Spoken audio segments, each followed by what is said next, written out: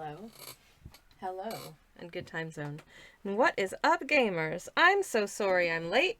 I had a call I had to take that ended up being later than expected. And then I had to do things after the call that I had to do later than I expected because the call was later than I expected. So it kind of pushed back a bunch of my pre-stream to-do list, unfortunately. But I'm here now. Hello. It's lovely to see y'all. It's lovely to be here. It's lovely to be back in sunny Copenhagen. And it is sunny sometimes.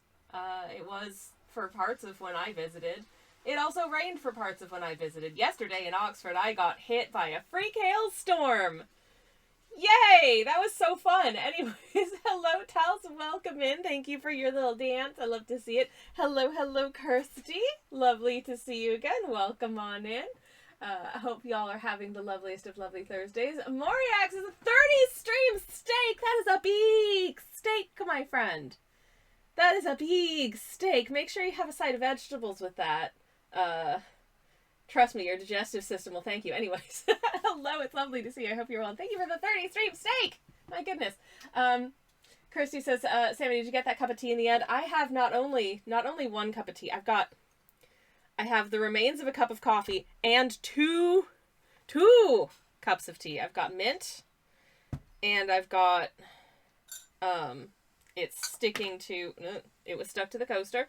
I have pineapple and turmeric, which has some bits floating in it because I made it rather in haste like a minute ago. Oh no. Anyways, but yes, I do have tea. I hope everyone else has beverages as needed. I also have some paints from last time I painted on my palette that I don't want anymore because I'm not painting with those paints today. I've been ever so gently plugging away at I mean, it's much closer to being done now. It's Star Trek fan art.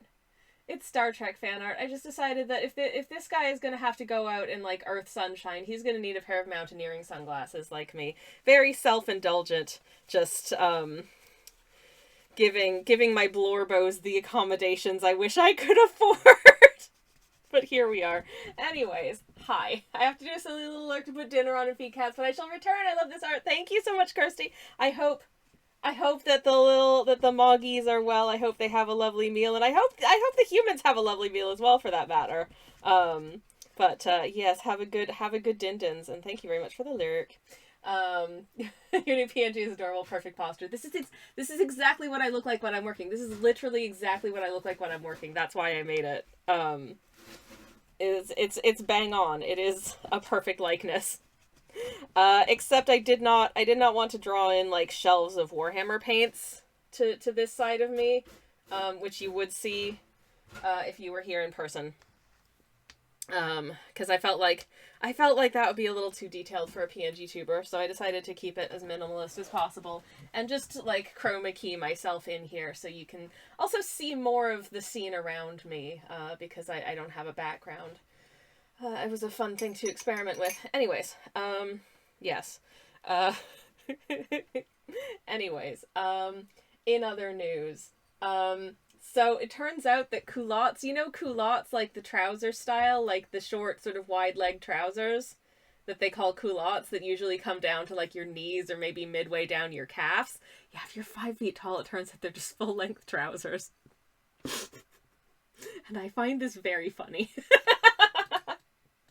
It's my favorite way to buy trousers is to just buy what's supposed to be shorts, and they're just regular trousers on me. It means the fit is always weird because it's designed for someone with a longer body than mine, and I end up feeling like, wow, you know what, these are unflattering and bad on me.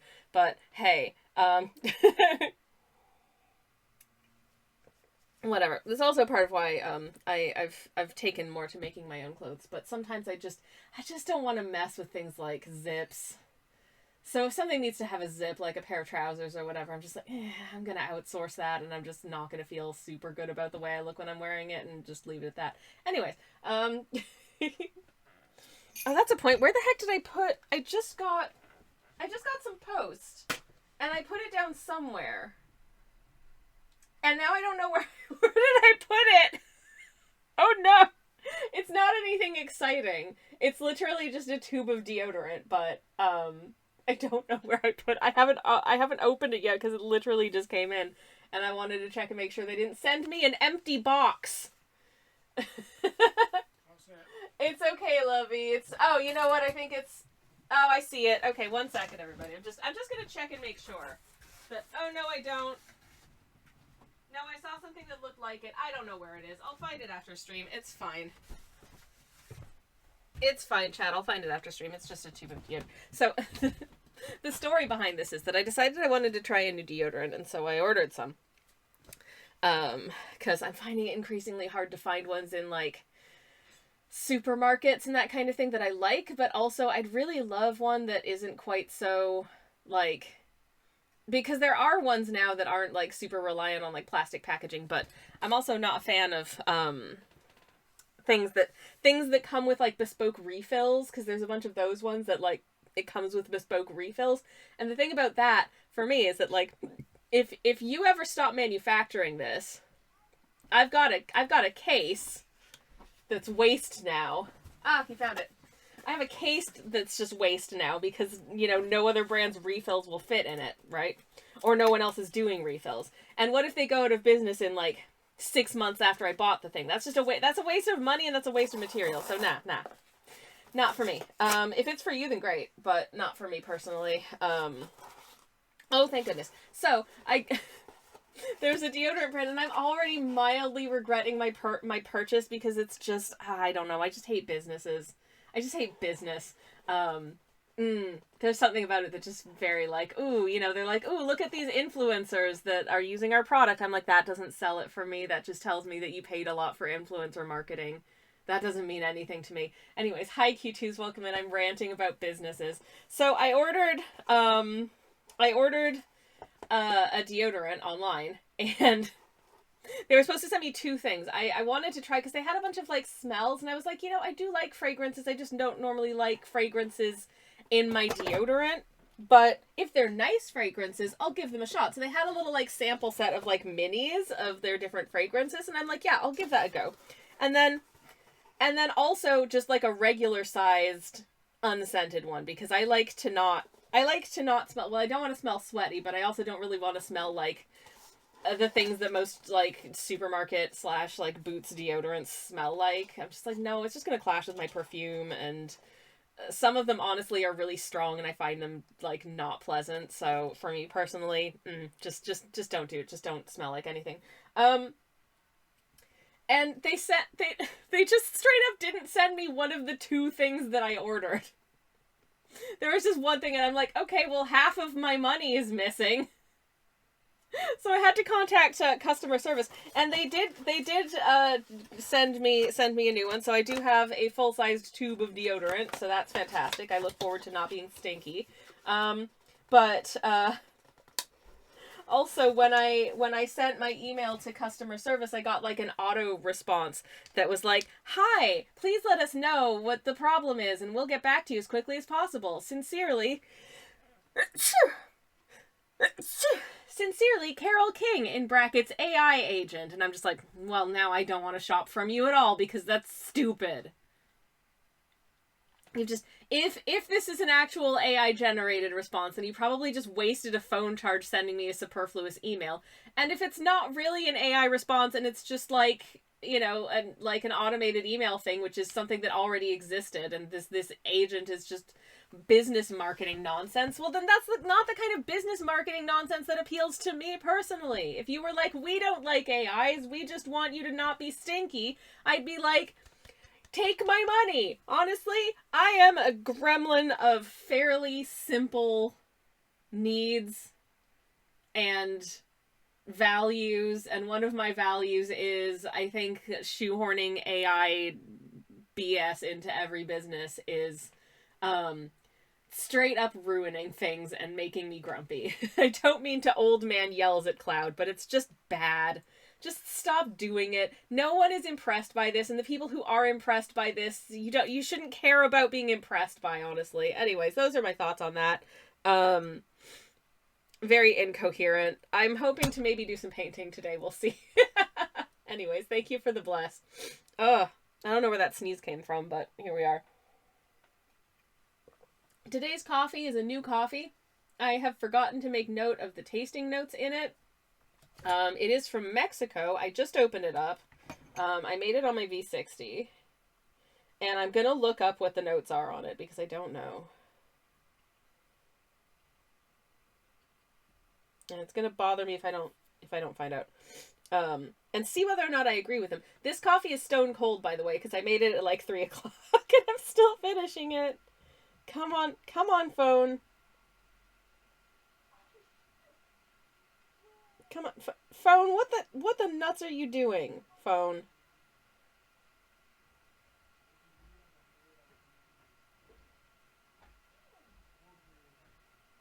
My phone is having a very difficult time. No, I do. Whatever you. Just Google search the thing. Anyways, how's everyone doing? How are you? How have your weeks been? I hope that you have been doing well. I hope that your weeks are well. How did you know that my posture is exactly as it looks on the tin? Oof, ouch. Thank you for making me straighten up a bit. Where are you? Coffee. I'm going to the Coffee Roasters website so I can tell you that it has notes of tangerine, honey, and almond. And you know what? That's not a bad shout. Anyways, here it is. It's from Mexico. It's from this roaster. I think their coffee is really nicely roasted. Do recommend. Because your PND YouTuber shows your posture, it should straighten too. I need to listen. As soon as I have like a scrap of spare time and spoons, I am going to do a posture check variation on this. That's just me doing a stretch and probably feeling terrible. But yeah, I will say I am getting like an orange fruitiness from this. But Newground, I used to play their Flash games and stuff. I don't think it's owned by the same people. But I know what you mean.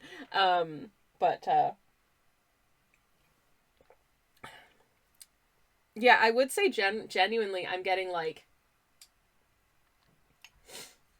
slight, like a fruity Toblerone vibe from this. Obviously it tastes like a cup of coffee, but if you had a cup of coffee that was giving you like a fruity Toblerone vibe, it would be this. So there you go. Little almondy, a little honey, definite like cocoa dusted apricot. I would have said apricot before orange though, but apricots are orange in color, so I mean it tracks. Anyways, that's my coffee. Okay, are we gonna paint? Yes, I have negative spoon right now, so I feel you, says Q2's. Oh, that is a mood. It's been a couple of days, for sure.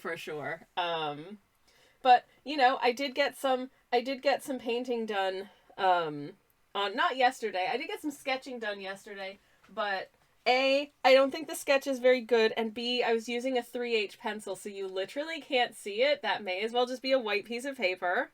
But I swear there's a sketch on it. It's just a little creature wearing an outfit that I happen to own and like, because sometimes when I don't know what to draw, I will just draw blorbos in outfits that I own and like, because why not?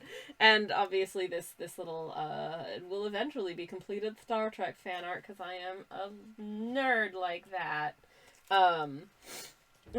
Anyways, I've been seeing a lot of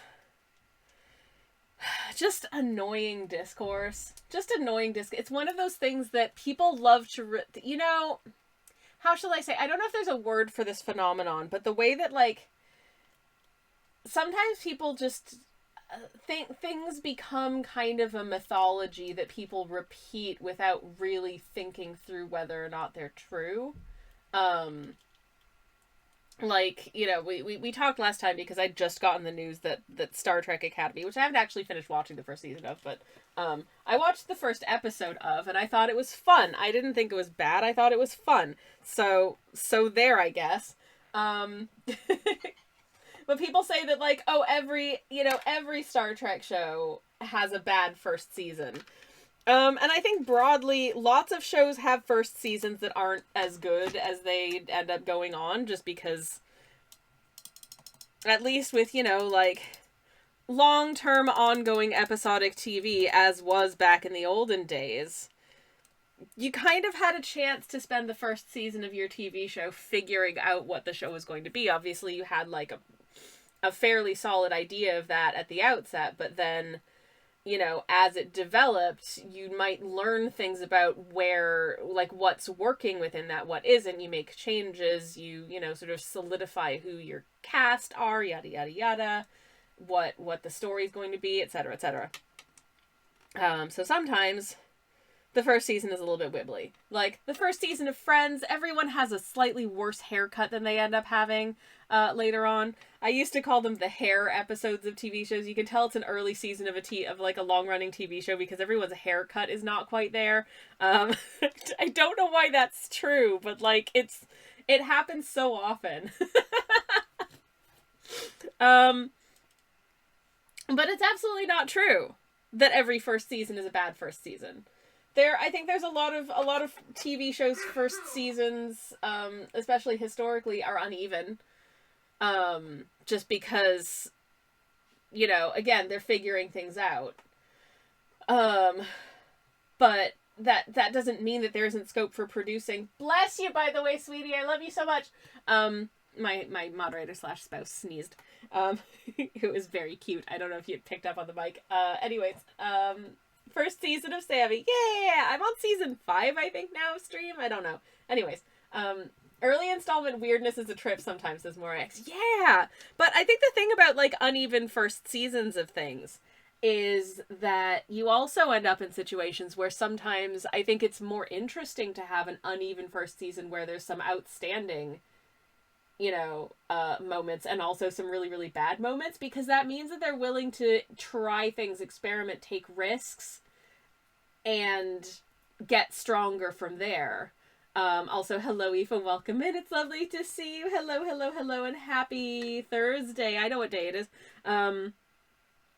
I'd rather see a show take a swing and a miss and do, like, some really cringe stuff, than just be so mid that there isn't really anything that stands out about it, you know?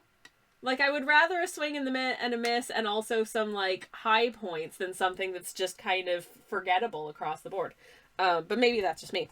But yeah, no, I think it's also ridiculous to say, oh, like, every season, like, no, some of them are actually really good. You people are just mean. Anyways, I'm gonna paint in some windows, and I think in order to paint in some windows, I'm not gonna get too granular with trying to get, like, a lot of details into these windows. So I think I'm just gonna darken it down. But shoot, no, I'm not gonna do that. I'm not gonna do that. I'm a silly goofball.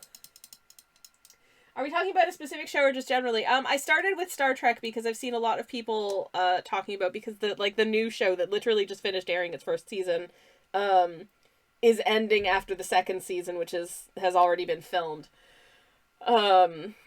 And I've seen so many people saying, you know, like, oh, well, you know, every first season is bad. So I'm speaking fairly broadly here, but, like, it's also just not true. It's also just not true. So, you know, I don't know if this is one of those statements that people just kind of internalize without really interrogating because, well, everyone says that. Or if it's one of those things where everyone knows that this is hyperbole and not actually true and we're all just kind of lying.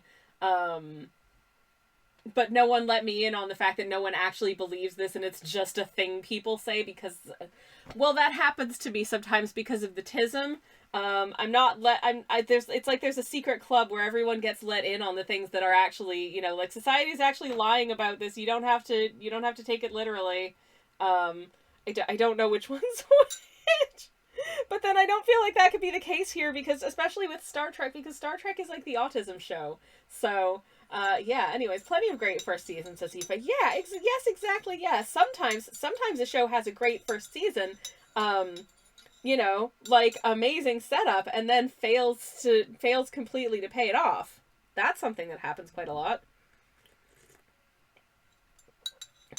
you know, sometimes things start off with like a lot of promise, and then things kind of fall apart from there, you know, like it's clear that they don't actually know what direction they wanted to go in, and they were just making it up as they go along.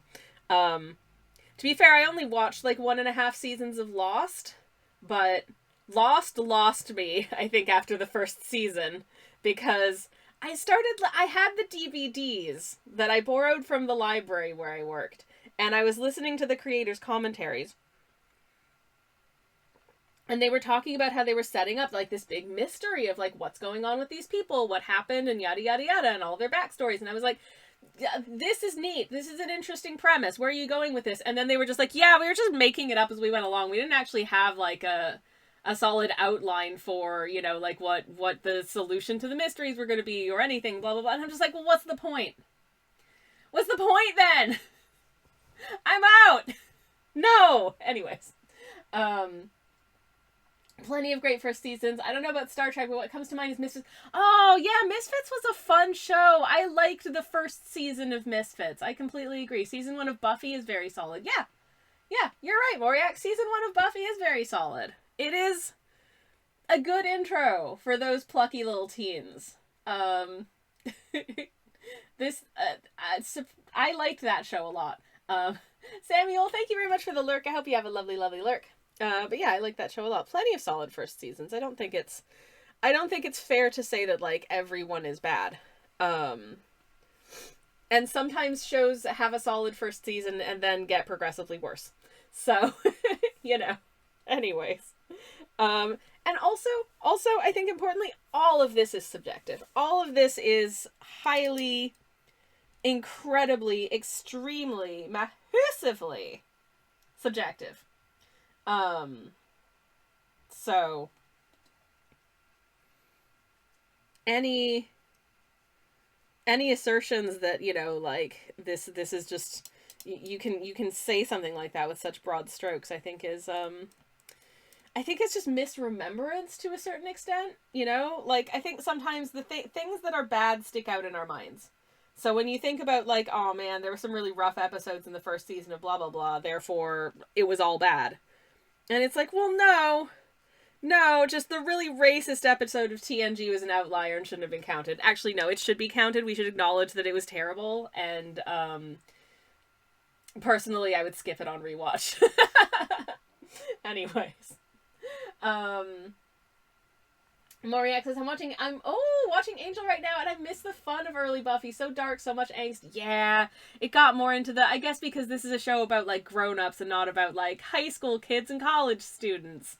And that was, you know, like, the as much as, like, I tend not to gravitate towards shows about, like, plucky teens these days, I think that can make for, you know, sort of like funner, more lighthearted stuff sometimes.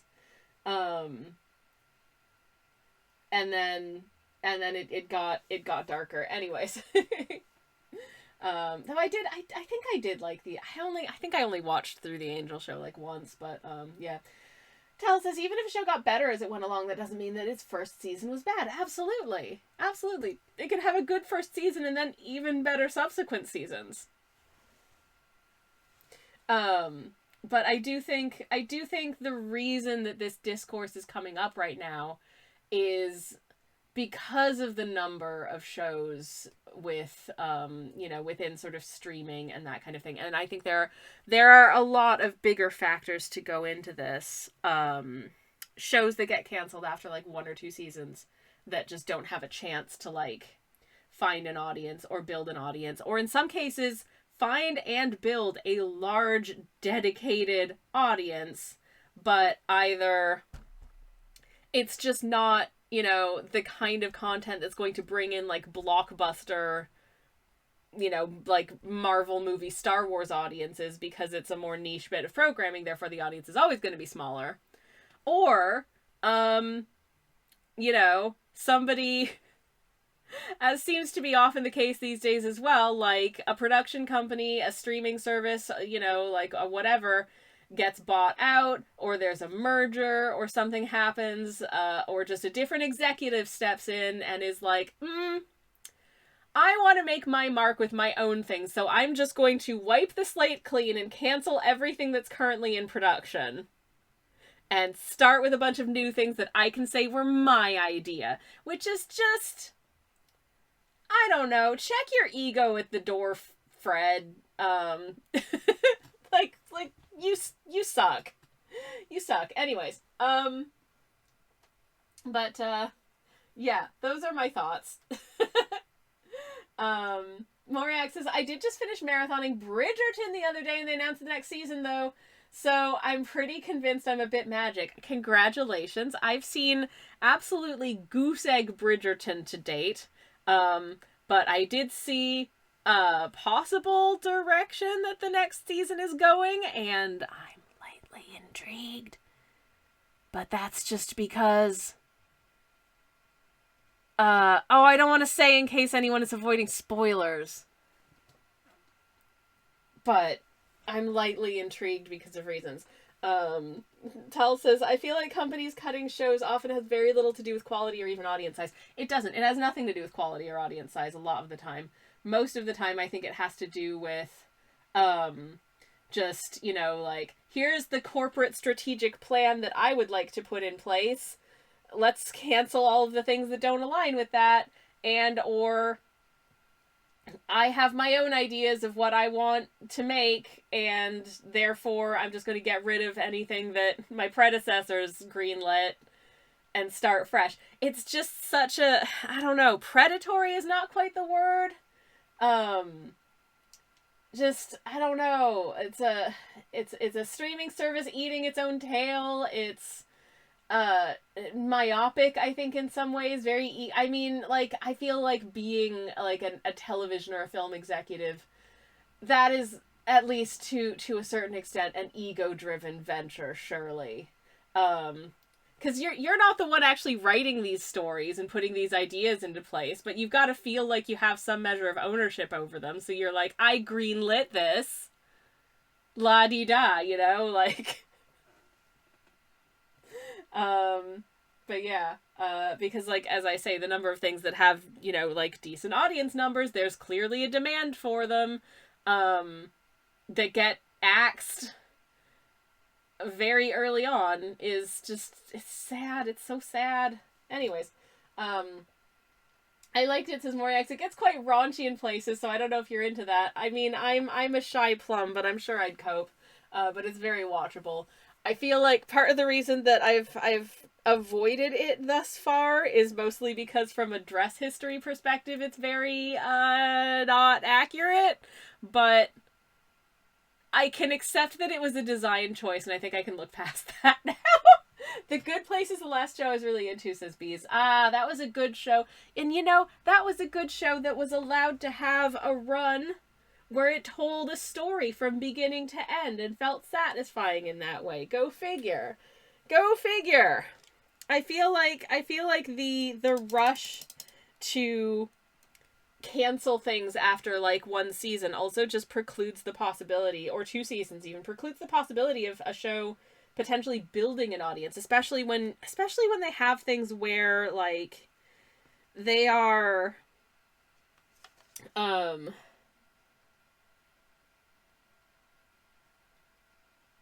they either don't know how to promote or market a thing, or they just decided not to put any effort into the promotion or marketing of a thing. So it just kind of drops, and most people find out about the fact that it exists after it was canceled. That's happened to me with a couple of things where, you know, I'm very online. I feel like I should be finding out about things that would interest me in terms of entertainment, and yet I will hear news that, like, the blah blah blah show has been canceled. We're really sad about it. And I'm like, what the nuts is the blah blah blah show? How long is this? And then I find out that, you know, it aired, like, last year, and I just didn't hear about it until the fact that it got canceled arose. Like, what's happening? I'm very online.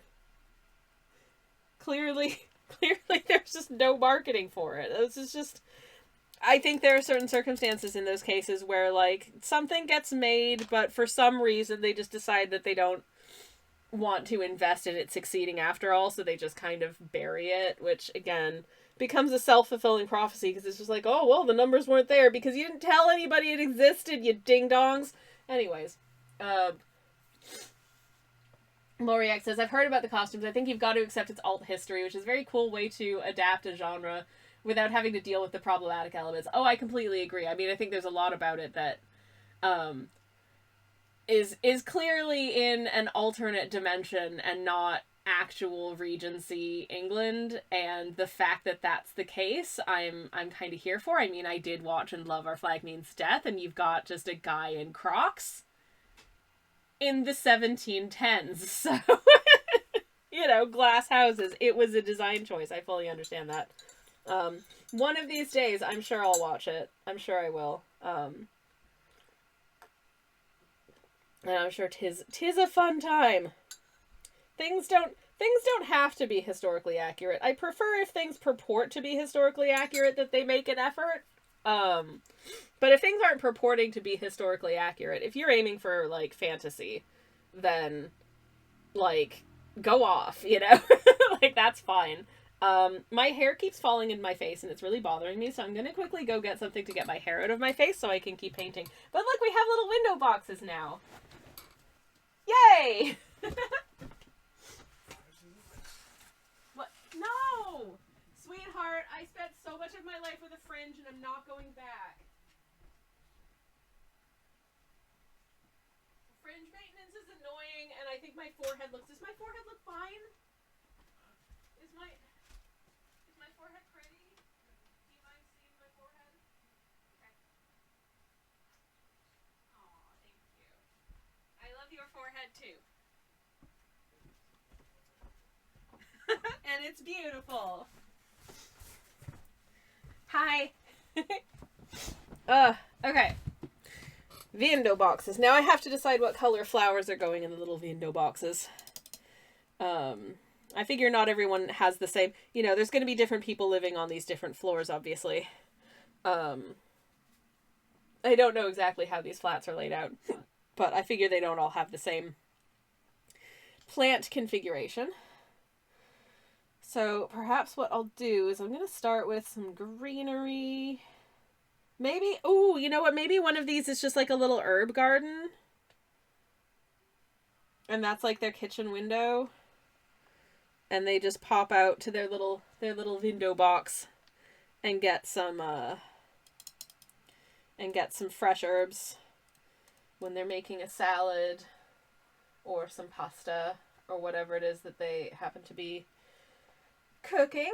I think that would be really cute. Also, I'm sure you'll be delighted, you don't care. I'm sure you'll be delighted nonetheless to hear that I yesterday had an idea for a piece. This is a paint palette that I find really niche and specific and hard to find applications for, but I think I have one, and I think it's a really good springtime set, actually, for me. Maybe I'll throw in some green. This orange is not perceptible by camera, because it looks nothing like it does on camera. Like, nothing. It's, okay, how shall I... The shade of orange that this isn't relevant to what I was going to say, but the shade of orange that this is in real life is such a vibrant, I would say warm reddish orange compared to what you're seeing. There is stuff that is just like breaking the camera basically right now. That it makes my eyes feel kind of weird to attempt to look at it. Like, this color in real life is hard to look at. I wish you could see how cool this color is, but you can't, because I don't know how to display it online. I can't even be like, hey, you know, like, would you be interested in buying an original painting painted in this color? Because I can't show it to you online to show you what it would look like. Very frustrating. Anyways, looking at the rest of these colors, what I'm seeing is a blue sky, but getting close to the end of the day. So there's some pink. There's some pinkness getting into the clouds, maybe some magnolia trees or some cherry blossoms or something like that. And then, I don't know, dirt. And then this color, which is actually, it looks like a really deep red, like in the pan, and it's represented, I think, fairly realistically on camera. But then when you paint with it, woof, it's actually brighter than this in real life. It's like magenta. These colors, this set is lightly crazy. I love it, but yeah. It's weird. It's so weird. Anyways, that's not the one I'm using today because I don't want to make a painting that is eye-wateringly insane. So I'm gonna borrow a little bit out of these and just add a little bit of the slightly more vibrant green to my artichoke green. Just so it reads a little bit greenier. I think that would be my preference here. Anyways, how's everyone doing? How are your days going? How have your weeks been? I hope good.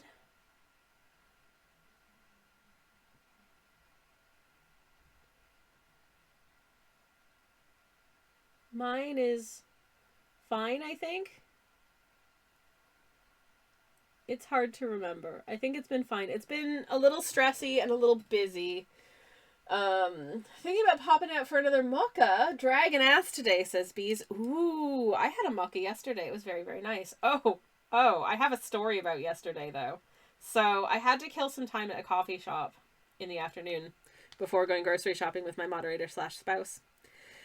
And, I got myself a mucka because, honestly, it was one of those, like, chain coffee shops where they have, like, the big LCD video screens.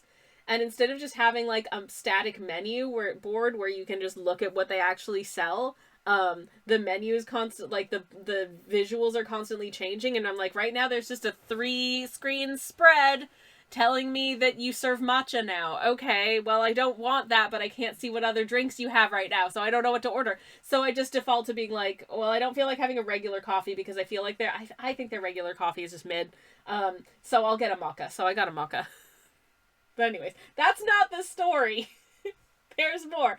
Aoife says, I bought a box of Dino Nuggies and it only had long necks. What sort of narrative am I supposed to play out with that? One of the Land Before Time sequels, but I can't remember which Land Before Time sequel. There's one where there's like a lot of lore about the long necks, but I can't remember which one it is. One of the Land Before Time sequels. Anyways, so I get my mucka, I sit down, and I start looking for blorbos to sketch, because I can't decide what to draw, and for some reason I only brought my, I only brought my, like, A7-sized art paper with me to draw on, which also was a little bit limiting, but it's fine, never mind. 3 horns never play with long necks, says Bees. Yup. Aoife says, I need an obvious villain like a T-Rex. I'm very basic that way. Aw, jeez. Aw, jeez. I'm sorry. I hope the Dino Nuggies are delicious, at least. I miss Dino Nuggies, but unfortunately, I haven't found any that are gluten-free. Yeah, so I sit down with my mucka. I'm about to start sketching. And these people sit at the table next to mine. And I have never seen a couple of misery guts as miserable as this very sad-looking young woman and her partner, who just seems like the most unpleasant man I've ever seen in my life. Just like, it just seems like they have like a extremely negative energy, right? Anyways, so they're sitting there just stewing and not talking to each other, and just honestly staring into space. It's weird. And then the guy gets up, goes to the counter, comes back with some drinks. They sit there again for a few minutes, staring in silence. He texts for a bit.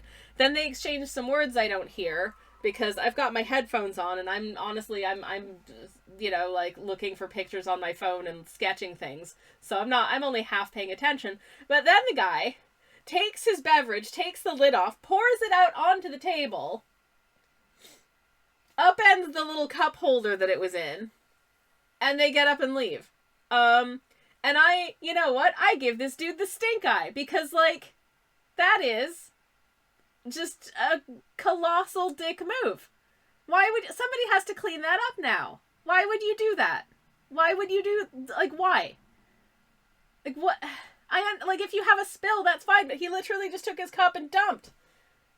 And I'm like, you're a horrible person. Anyways, he mouthed off to me something as they were leaving. I didn't hear what it was, because I had my headphones on. But I did give him an incredibly dirty look. Because, dude, what the heck is wrong with you? Anyways, I had a chat with the barista afterwards. Turns out, so he'd ordered 2 coffees. They called out when the coffees were ready. They called out 2 whatevers because he was not standing at the bar waiting for his drinks. So they call out 2 whatevers several times, like multiple times, like 4 or 5 times. 10 minutes later, he walks up to the counter and kicks off about his drinks. And they were like, well, we said they were like, it's not their fault you weren't paying attention, Dennis. What are you doing? Like, it was just so weird. And then he upended his cup on the table. So clearly it was just a case of, I feel like it's potentially one of those people who's just not really a deep thinker, and it's like, anytime something goes wrong has to be someone else's fault than my own. That's the impression that I got from my very short, visit with this piece of humanity. And, yeah, Katie, also, hi, Katie, welcome in. Sorry you're coming into such an unpleasant anecdote.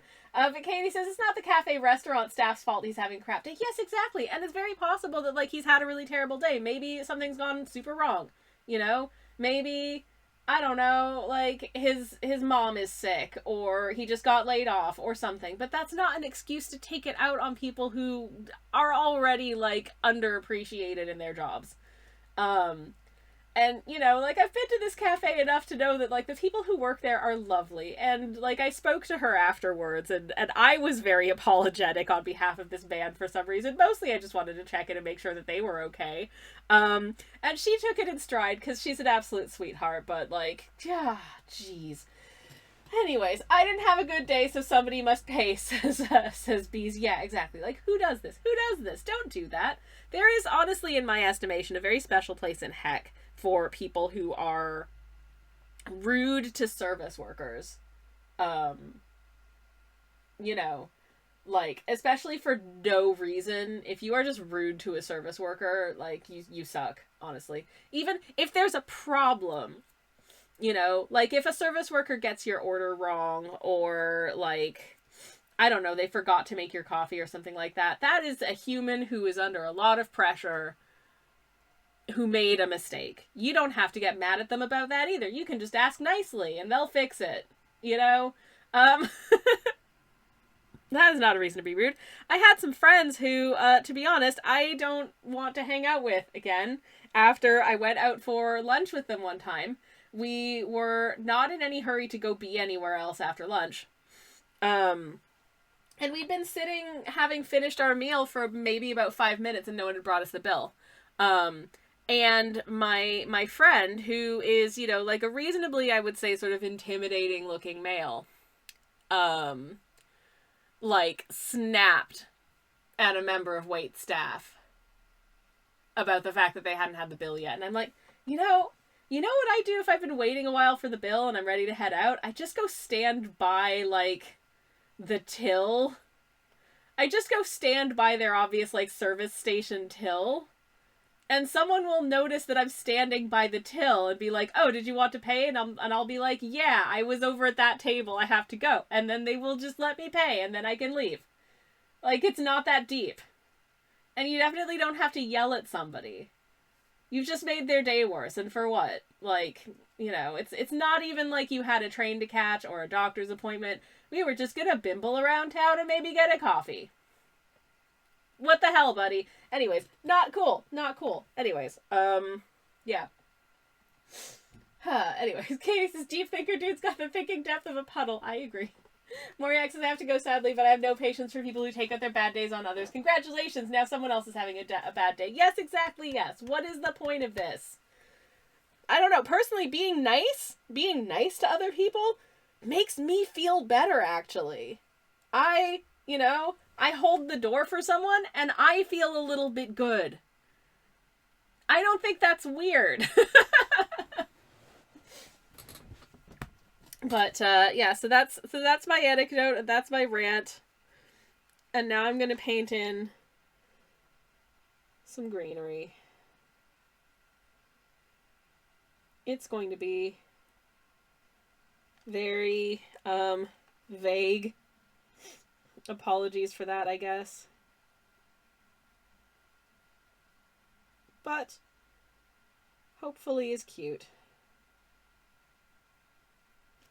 Anyways, I am very snuffy today as well. I do sincerely apologize for that. I think that did I sneeze earlier? Did I sneeze earlier? Anyways, I feel like maybe I did. If I did, I'm sorry. No, I have no tissues. Why do I have no tissues? Normally there's a pack of tissues in my pocket and it's gone away. Could really do with a pack of tissues right now because I'm feeling very snuffy. But, I think we're coming up to a break fairly shortly anyway, so at that point I'll go get some tissues and then I will, resolve my sniffles, hopefully. Anyways, I need to make some window shadow gubbins. That being said, I do want these little seats to be of like a blonde wood configuration. This exterior here is inspired by a coffee shop that I went to, even though that coffee shop is actually in a very different neighborhood of the city to the one that inspired this painting. Never mind. Sorry. Oh, beans! I'm so sorry. Oh, the sneezins are full on right now. I'm so sorry. Anyways, hopefully that's it for the sneezins for now. And I can hold out until it's time for a break, which it will be fairly shortly, but, never mind. Anyways, yeah, I've just got the 3 minute. We're gonna have an ad in 3 minutes. I'm so sorry. Gesundheit says, Aoife. Multi-bless says, bless you repeatedly, says Katie. Thank you. I very much appreciate all of that. And I'm gonna take another sip of my tea, which is, I think I mentioned earlier, this is pineapple and turmeric tea, which is absolutely delicious. I haven't had it, I don't think, as like an iced summer tea, but I feel like it would work really well as an iced summer tea. Some of these fruit teas I find a bit, I find you have to sweeten them quite a bit because they are quite, like, sour. But this one doesn't really have a sourness, so it can kind of go either way. Like, you can sweeten it, but you don't need to for it to be tasty. But I find for me anyway, some of the fruit teas that have like a lot of hibiscus, or that kind of thing in them, are too tart to me if I don't sweeten them in some way. So yeah. Anyways, okay. Moving on. Maybe I'm not gonna have time to properly color in any windows, but I can at least make a puddle of paint with which to do it when we come back from the break. So we've got something to move on to. Thank you for listening to my rants, chat. I do appreciate it. And thank you for hanging out also. I really hope that all of your weeks have gone well. I'm trying to remember what else I did this week besides a bit of Star Trek fan art, a lot of stressing about this, that, and the other going on in my life, which is, I don't know, fairly par for the course, I think. And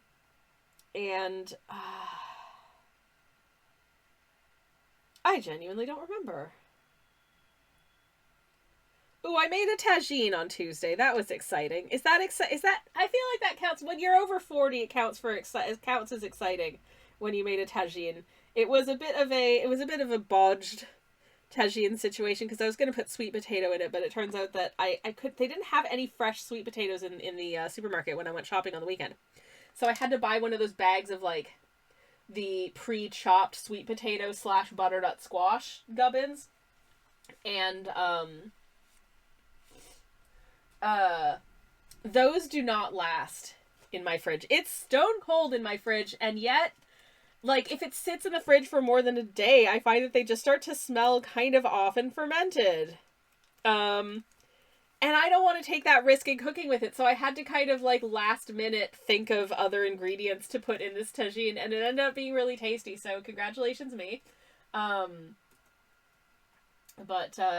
Yes. Aoife says, so I don't mind the tart, but a little sugar just brings out the fruit flavors more. Yeah, absolutely. It just enhances flavor, I think, sometimes. Anyways, I will be right back, because the ads are happening, so I don't need to miss anything, so I'm gonna disappear for a minute. Have a nice break. I'm sorry if you have to see ads, and I'll see you very shortly. BRB. Ah, hell yeah, we're back. Hi, everybody. Thank you for sticking around during the break. If you did stick around during the break, I do appreciate it. Yes. Anyways, I want to circle back to something Aoife said about tea and, like, sweetening tea and not sweetening tea. I don't know about everybody else, but maybe my sweetness receptors are just real special. But I'll sometimes see, like, reviews for a tea that's got, like, I think I've talked about this before, but I'll see a review for a tea that's got, like, a traditionally sweet kind of flavor, you know, like, oh, this is a ginger snap tea, or this is, like, a raspberry tea, and people will say, it's plenty sweet on its own, so you don't need to add any sweeteners. And I'm just like, unless it contains sweeteners, it's not going to taste sweet to me. Unless it contains something that is sweet. And sometimes you do get that. There are teas that I do not like because they taste cloying to me because they've added stevia leaf, because stevia is a sweetener. It's not like a caloric sweetener. It's like a natural, non-calorie sweet flavored thing. But I find it unpleasant. Likewise, other things that have, like, a sweetness to them, like anything in sort of the licorice family, if you add that to give it sweetness, I'm out. Because I find those, like, just, I don't know, my mouth does not like the way that feels. I don't know if this is weird. You know, salty licorice? Salty licorice is very popular in parts of Northern Europe and a very acquired taste everywhere else. But my experience of salty licorice, and I have tried it as someone who is generally a licorice hater, in general, what's nice about salty licorice is the opening notes where you get the salt, and the saltiness balances out the insane cloyingness of the licorice. The problem is the salt dissipates off of your palate way sooner than the cloying licorice notes, which linger for a really long time. So for me anyways, because I don't like the excessive sweetness of licorice, I don't like salty licorice because it tricks me into thinking this is actually going to be kind of a good experience. And then the kind of good part of the kind of good experience goes away, and I'm just left with the bad thing I don't like. To any salmiakki enjoyers in chat, I'm so sorry. But also, hey, you do you. You know? That's part of the joys of life's rich experiences, that we don't all love the exact same things, and that's okay. That's what taste is. Taste makes life interesting. And there's really no point in arguing about whether or not you like something, because you do, or you don't. La-di-da, you know? Ethan says, I love all licorice except red licorice. But I always have licorice at home, both salty and non-salty. Ah. Yeah, it's just not a taste I ever acquired. I just find it, my mouth disagrees with it, but I know a lot of people really, really love it, and I think that's neat. What was I gonna say? I do believe a lot of licorice is also not gluten-free though, so I can't even have it if I want to. I guess just like pure, I could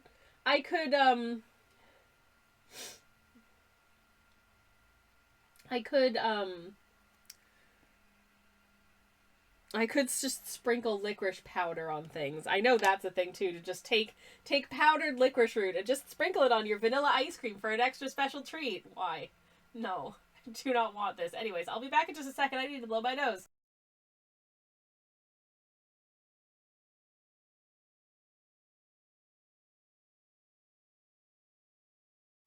I love that the PNG tuber still picks up that I'm making noise when I'm blowing my nose, even though I'm muted, so it just looks like I'm yelling things that you can't hear. That's very funny to me. But yeah, Aoife says, while I do sense the sweetness in, for example, an apple tea, I would never say that it's plenty sweet. Yeah, exactly. Like there are coffees that I can drink with nothing, and I'm like, yeah, I'm getting a sweetness from it, but not in the same way that like something that just had like vanilla syrup in it is sweet. But there is a sweetness to certain like black coffees. And I actually don't mind that as much. But, because there are a lot of situations where I don't want my coffee to be sweetened at all. If I'm drinking, like, a good espresso-based beverage, I don't want sugar in it, like, added sugar. Because I think it tastes worse. Anyways. Starlight Roseheart, hello, welcome in, how's it going? It's lovely to see you, welcome. Wait, how do you mute yourself, says Aoife. Do you not just mute the mic? Yeah, I just mute that. So, here I am on the, well, I can do one of two things. I can mute the microphone. I can press the mute button on the microphone itself. And then you can't hear me and then my mouth doesn't move. But most of the time, it's actually faster and easier for me to go to the mic input on the audio mixer of my streaming software and click mute on that. And if I keep talking, my mouth still moves. So that's the difference. I see you added a PNG, says Starlight. Very cute. Thank you. Thank you. That's me. That is exactly what I look like when I am streaming. Hence, yeah. But yeah, I hope you're well. Welcome in. But yeah, so I have two different, if I want to click something over here, I switch off the mic, and if I want to click something over here, I switch off the mic input on my streaming software. Yeah, I was confused about the PNG still reacting. Just for muting the actual mic on the streaming software is just easier generally for me. So I tend to just do it that way. But yeah. Just getting some very gingerly graying out the interiors of these windows. I don't want to think about the interiority of all of these flats. So they're just all gonna be grayish. And I think that's fine. Anyways, I am really sorry about this. I didn't have the snuffles earlier. I don't know why as soon as I started streaming, my nose decided that, hey, you're allergic to your house. Screw you. No, it's not fair. In other news, in case anyone's curious, in case anyone is curious, how was I gonna say? I'm having a variation on kids' menu for dinner. I'm either having nuggies or fish fingies. I don't know which yet. And tater tots. Because it turns out they sell them in the UK. They just call them hash brown bites, and they are one of my favorite ways to eat potato, so I'm happy with that. Anyways, Starlight says, I think I bought some art from you at a convention. It's unlikely unless someone is counterfeiting my artwork, because I don't generally table at conventions these days. But you might have got some of it online. Here is a link to my shop, by the way, in case anyone is curious. I do have one. Tis yeah. Anyways. But tis no worries. Anywho. Yeah, I think the last thing I did was like a Doctor Who convention years ago, and I had a really poor experience. So it kind of put me off. And then subsequent to that, the Panini happened, and that put me off going to large gatherings for quite a few years. And now I'm just so out of practice that like, I'm kind of, you know, I don't have the funds to invest in getting that much stuff together and going to a physical location and then having it turn out that like this is the wrong audience for my stuff, or my table's in a really bad location and I don't sell anything. I can't afford to take that loss. So I am, at least for the moment, a by and large internet baby. Unless there are any like physical sort of indie boutiques or anything like that that would be interested in stocking any of my stuff, please do get in touch. I'd be very happy to work with you. And I know there are some out there, and I'm scared to approach them. Because if they say no, I'll feel sad. Starlet says, I remember following an artist from a convention at one point. Sweet. It is a really great place to find new artists to check out. Truly it is. I don't really go out and do things very often these days. I do miss it though. I'd love to do like a market or something, but I'd have to feel reasonably confident that it would, you know, not be an unmitigated disaster for me. Because I've had some bad experiences. But those were quite a few years ago as well, so I'm sure things have changed and will change. But yeah, especially a lot of like big conventions, it can be quite expensive to set up there. You have to feel confident that you're going to sell quite a lot for it to be worth it. But yeah, anyways. But never mind all that. I hope it's okay that all of these windows are just kind of gray. I just don't really feel like trying to figure out what's inside all of these windows, and also, to be honest, even with my tiniest brush, which is, as you can see, very tittle,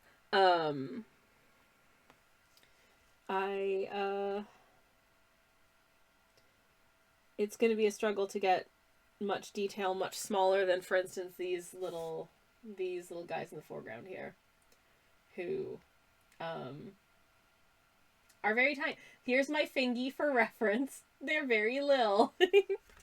And they are in fact on a date. They've just gotten coffees from this coffee shop here.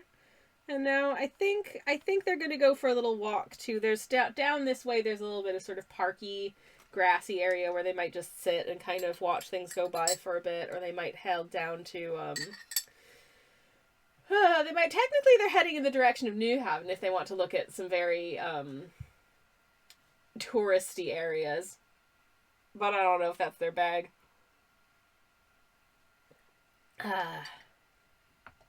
They might just head down to a nearby bakery and get like a Brunsvier or something. Maybe head back to their hotel, watch some Danish TV and snuggle. You know, the usual. To be honest, that's mostly what I did when I was in Denmark. I want to go back. It was so nice. I would love to visit again.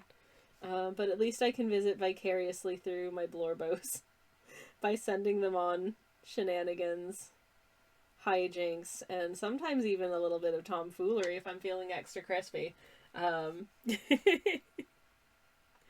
Anyways, I'm going to take a sip of my other tea because obviously I have two teas. This is just mint. This is a blend of peppermint and spearmint. Tastes fine.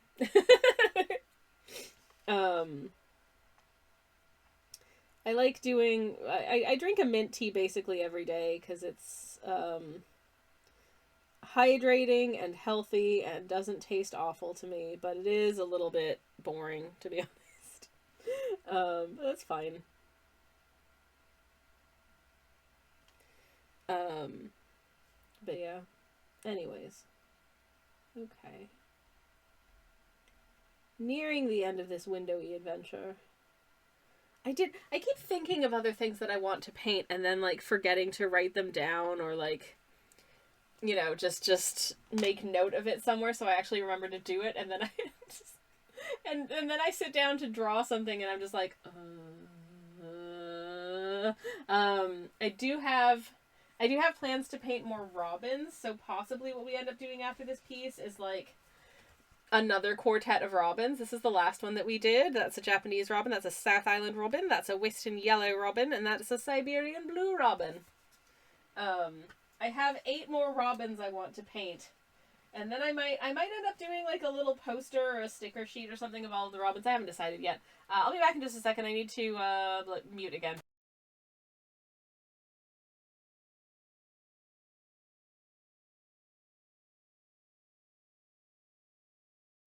I am so sorry.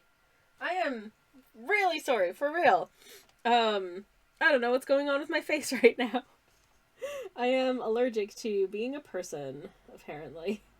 Never mind. Okay, I'm just gonna re-wet my brush because I think this paint is drying down a little bit, and I would love for it to not do that, ideally. In other news, I am still considering, I've been wanting to get like a set of gouache paints for a while. Because I've done a bit with gouache, but mostly I work with watercolor, but I think gouache would be fun for some things that I'd love to try, but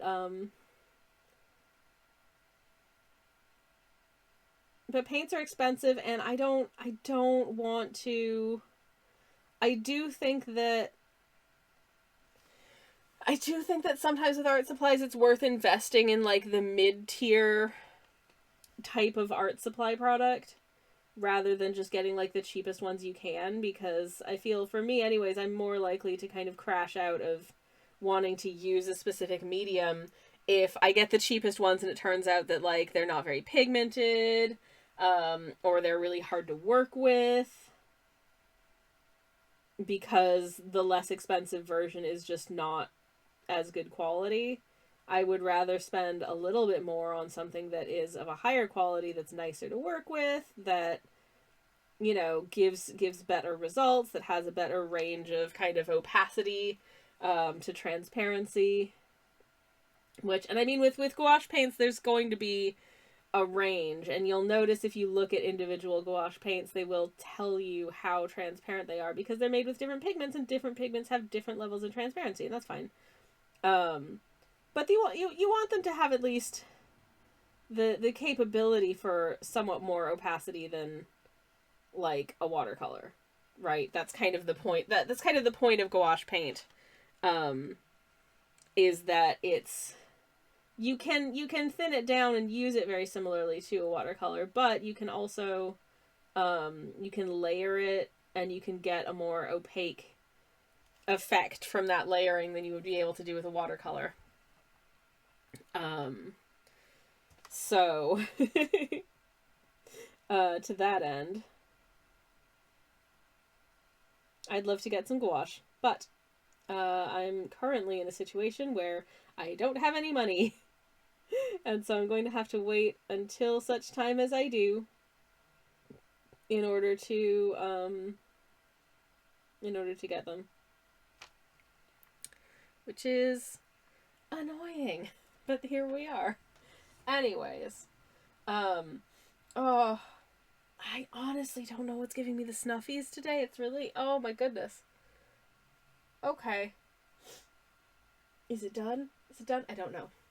Bees says, when I started learning to figure skate, I bought a pair of $900 skates from a sports equipment consignment shop. They were like $150. They were a dream to skate in, but they absolutely ruined me for like rental skates. Having good tools to do your hobby makes it so much more fun. Yes, exactly, yes. I understand the impetus, or some cases the requirement, to go for like the budget option, but there are some things where I think it's worth just seeking out something a little bit better, because it will make a difference in terms of what you're able to do. I think a lot of beginners who start out with like the cheapest stuff struggle a lot more to achieve what it is that they want to do with their medium. And it's not necessarily a skill issue, but it's more of an issue is it's going to be really difficult for you to learn how to do this with a medium that's like fighting against you, because like, you can't get the colors you want because it's just not pigmented enough, or like the paint pans are really hard to activate, or you end up having to use way more of something even though it's cheaper because it's got less pigment in it.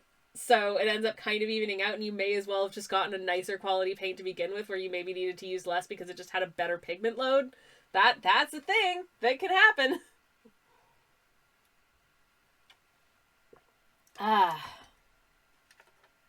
It's like, oh, here's a really good example, actually. Do I have them here? Does anyone remember I never really finished these guys, but I started painting these little Pokemon, like plastic Pokemon figurines that came with like a little Pokemon magazine. The entire kit cost about £6, I think. Now this is the sort of crappy like plastic Pikachu that was primed using actual paint primer and painted using I think mostly like these like Citadel model paints that you typically use for like Warhammer figurines. So this is like a good quality. This is a high quality model paint for use on like, you know, primed plastic figurines, right? Compare and contrast with, as you can see here, these came with these little pots of paint that you were meant to use with it. And when I tell you the absolute nightmare I had trying to paint this guy using the paints that this kit came with, good lord.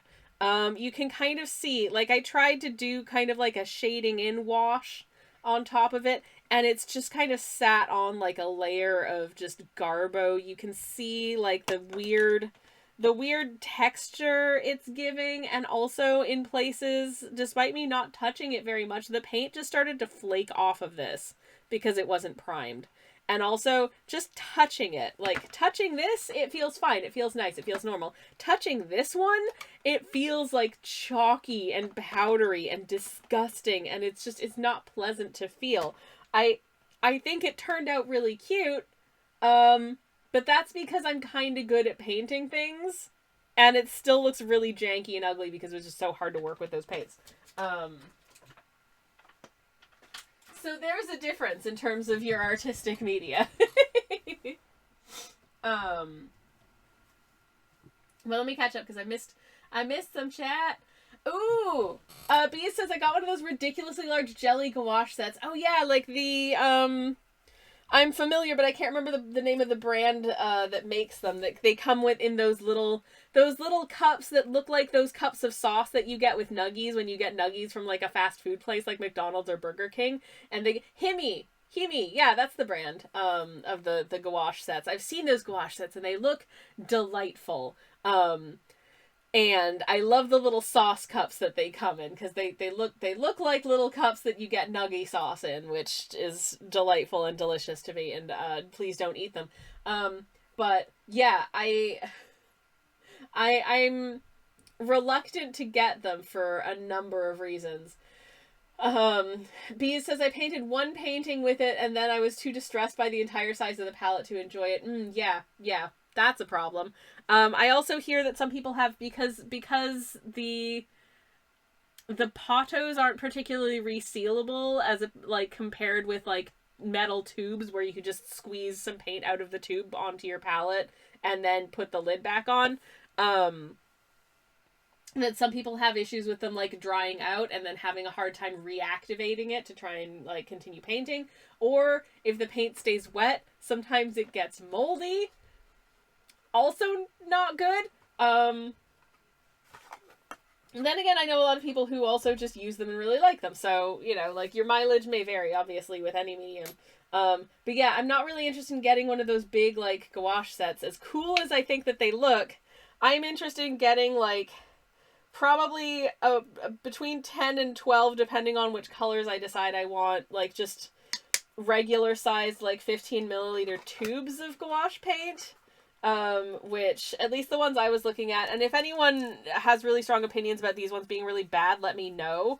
But I was looking at specifically the Holbein Artist Gouache, which, for most some colors get really expensive depending on what pigment's in them, but most of the colors I was looking at that have, at the very least, very good light fastness, which is, I do try and be mindful of the light fastness of the paints that I buy these days, when I'm buying new paints. Just in case, you know, for, like, forever purposes of my painting. Is there any point to that? Probably not, no, but it is something that I do look for. But they seem to go for around £4.50, £4.40 to £4.80, depending on the color, per thing. So if I were to get, say, 10 colors to make up a little set, I'm looking at 48 pounds for some paint, which is not cheap. For this little cheapskate, that's pretty expensive. And so even though like each individual color isn't particularly expensive, when you put them all together, it starts to look a little bit like, ooh, okay, I can't afford this, which is why I've been thinking about buying gouache and not actually doing it for absolutely heckin' months. Because, you know, budgetary stuff. Anyways,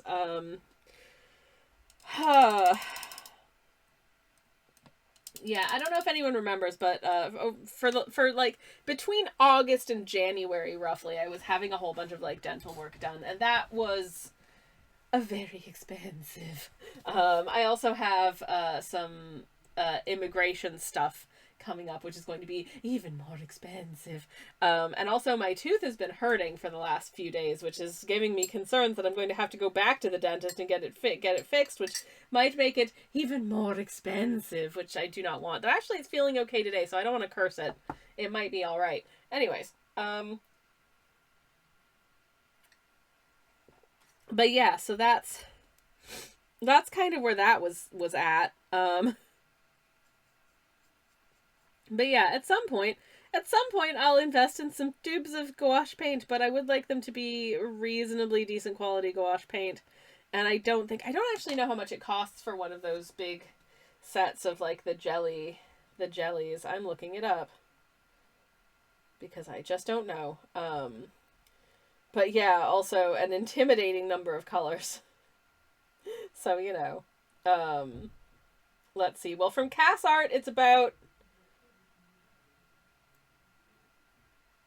From Cass Art, it looks to be about 30 quid. And yeah, damn, that's a lot of colors. Oh, good. My neighbors are shouting. I hope you can't hear it over the mic. Oh, no. Oh, no. Oh, this set is massive. This set is like 40 some odd quid, but look, that's too many paints. That's too many colors. I don't need that. The thing about that many colors is that I don't really need that many colors. Because I honestly like having a smaller number of colors and then just mixing up the colors that I need as I need them. Like, you know, oh, I need green, but that's not quite the right green, so I'll just add something else to it, you know? I'm like, I want this to be a little bit sort of muted down, so I'll just add an underpainting of its complement and then layer on top of that, you know? Like, I like doing that kind of thing. It's fun. But anywho. I'm talking too much and tuckering myself out. Oh no. Oh no. Oh no. Heck. What was my point? Did I have one? I don't know anymore. I'm tired. I'm sure I probably did. I think a 48 color set, says Bees when I was playing with them. That set has a giant footprint and you need a big desk. Oh, I have this A4 mat and that's it. And don't lean over it with any kind of sleeves. Oh, because they're goopy. Because they are goopy. This set has the benefit of being pretty small. It literally fits in my pocket. The thing that I like most about these Derwent sets is that they are little. This one just has like a random, I don't know why this duochrome pan is in here. This is Violet Fantasy. It's fun. It's fun to work with. I don't work with it very often because I don't think it demonstrates very well online. And most of the time that people see my paint, it's online. So I tend not to work with shimmery things as often as I'd like to because like I've also got black gold. I've got it's stunning. I'm sure this would make a beautiful painting, and I haven't worked with it yet because I'm so sorry. Are you okay? The glass bottle hit my mug and made a big noise, and I'm so sorry. Is everyone okay? I'm so sorry. Oh my goodness gracious, I'm so embarrassed. Oh no. But yeah, I don't think the big gouache sets are for me because I think it's just too full on, honestly. I don't think I'm equipped to deal with that kind of enormity, shall we say? But never mind.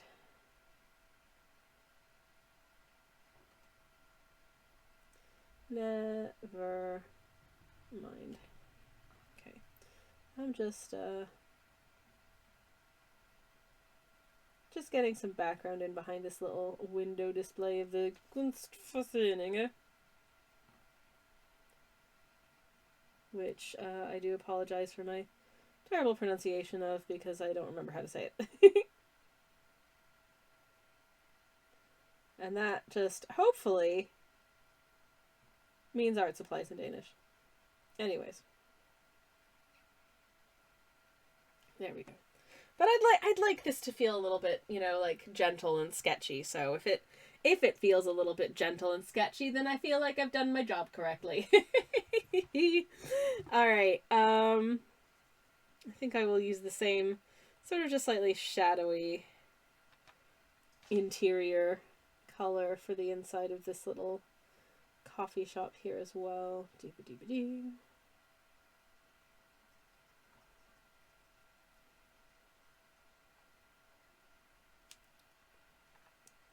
Doo-ba-dee-ba-dee-doo-doo.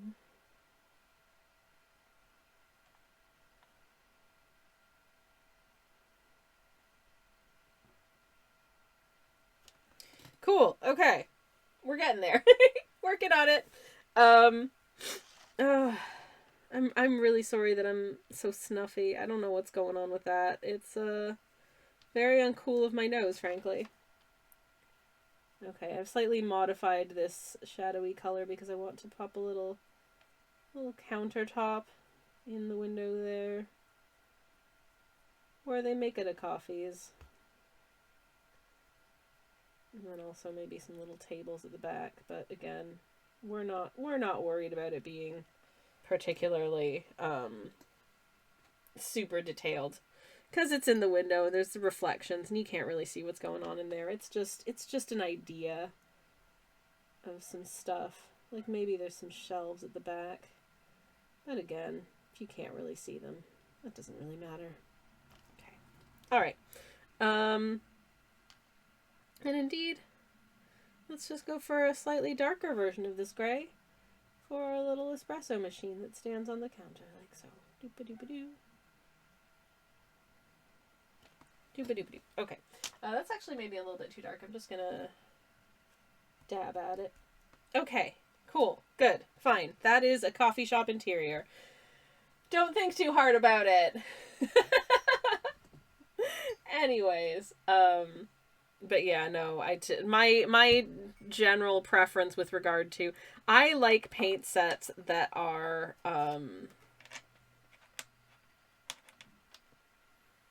this little collection of 8 pans, because I can just put this away wherever the heck I want. It doesn't take up any space. It sits on my counter. It's sitting on the work surface at the moment, because it just so happens that I'm doing a painting off stream using, this is the Frog and Toad palette, in case anyone is curious, which is just a representative rainbow of a mix of granulating and non-granulating shades, which I've all blended with, I think it's raw, is it raw umber paint? I think it's raw umber paint, because I wanted something that felt kind of muted and brownish, and I'm painting this with it right now. Ta-da! Hey, look at them. They, you know, honestly, partially because those two have, like, massive Frog and Toad vibes to me. Every time I follow Frog and Toad bot on Blue Sky, and I'm like, it's my Blorbos. Why is this so applicable to my Blorbos from my shows? I don't know. Anyways, okay. Do I need to, oh no. Do I need to think about painting my little guys? I feel like I'm getting to that point where I need to think about painting my little guys, and that is the scariest part of this painting to me. By a long shot.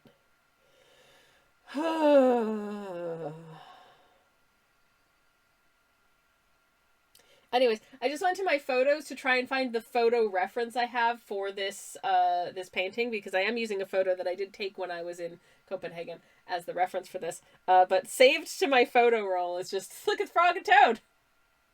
It's just Frog and Toad, because Frog and Toad are my favorites. I love them. I think they're so charming and delightful. But let me just Let me just thumb back through my many photos. Doop-a-doop-a-doop-a-doop-a-doop-a-doo. La la la la la la. Oh, here we are. Okay.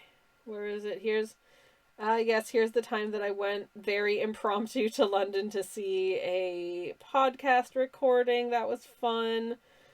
And,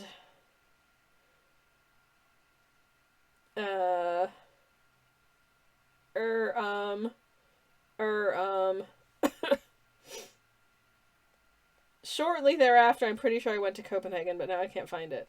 There we go. Okay, I'm in Copenhagen. Pictorially. Here are some coffees that inspired their coffees. I absolutely misremembered the color of the tables that those coffees were on. I forgot that they were actually painted. I might change that color to make it stand out a little bit more now. Oops. It's fine. Here we are. Okay, but here is a little zoom in of the gubbins I'm referencing. Yeah. Wait. Yeah. Ta-da! From 22th of August, 2024, which was a lovely visit to a lovely place. I don't know what I'm doing on my holidays this year. Possibly not much, because everything's too expensive. We are going on a little family trip in the summertime for a couple of days down someplace on the Jurassic Coast. And my moderator / spouse and I are really looking forward to looking for dinosaurs. So that'll be fun. Oh, beans! You know what? I'll be back in just a second. I'm very sorry.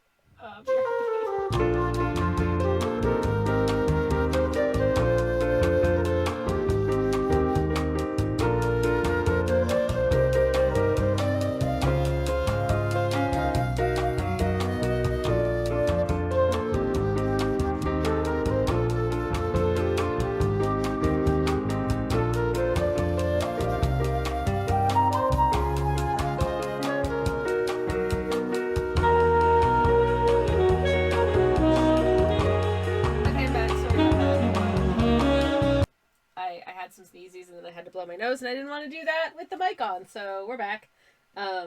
Thank you for your patience again. Bless you, says Bees. It's the season. Apparently, it's the season. I don't normally have seasonal allergies, but they're just hitting right now, which is mild annoyance. But here we are. Anywho, what's it doing? Oh yeah. Okay, so I need my reference photo to see what's going on with the... I see. Bulk Bug Bargain Bin, welcome in. Thank you very much for the follow. I hope you're having a lovely day. Thank you. Very much appreciated. But yes, moving on. Okay. Okay. Just looking at what the configuration of the various doors and stuff are here, and I think what I want to do is maybe just get a nice, somewhat darker, somewhat more muted green for the two doors here.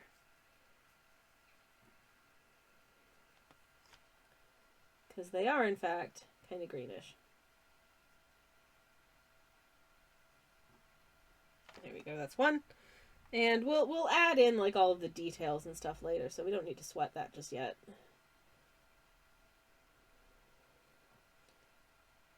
But also, I want to alter the color of these little tables and chairs outside this coffee shop because I goofed.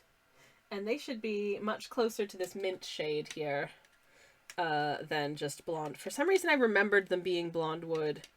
Possibly because that's just a very pleasant Northern European aesthetic. But they weren't. They were actually kind of a... They actually had a bit of a sort of minty green stain.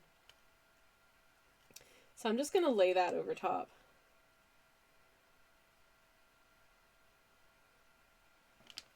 In a way that I'm cool with the color of the wood sort of poking through. Good morning or afternoon or evening, says Bulk Bug Bargainman. Thank you very much. Thank you very much. It is evening here. I'm in the United Kingdom. We haven't changed our... I keep forgetting to say this, but I know in North America, in many parts of North America at least, the clocks changed a few weeks ago.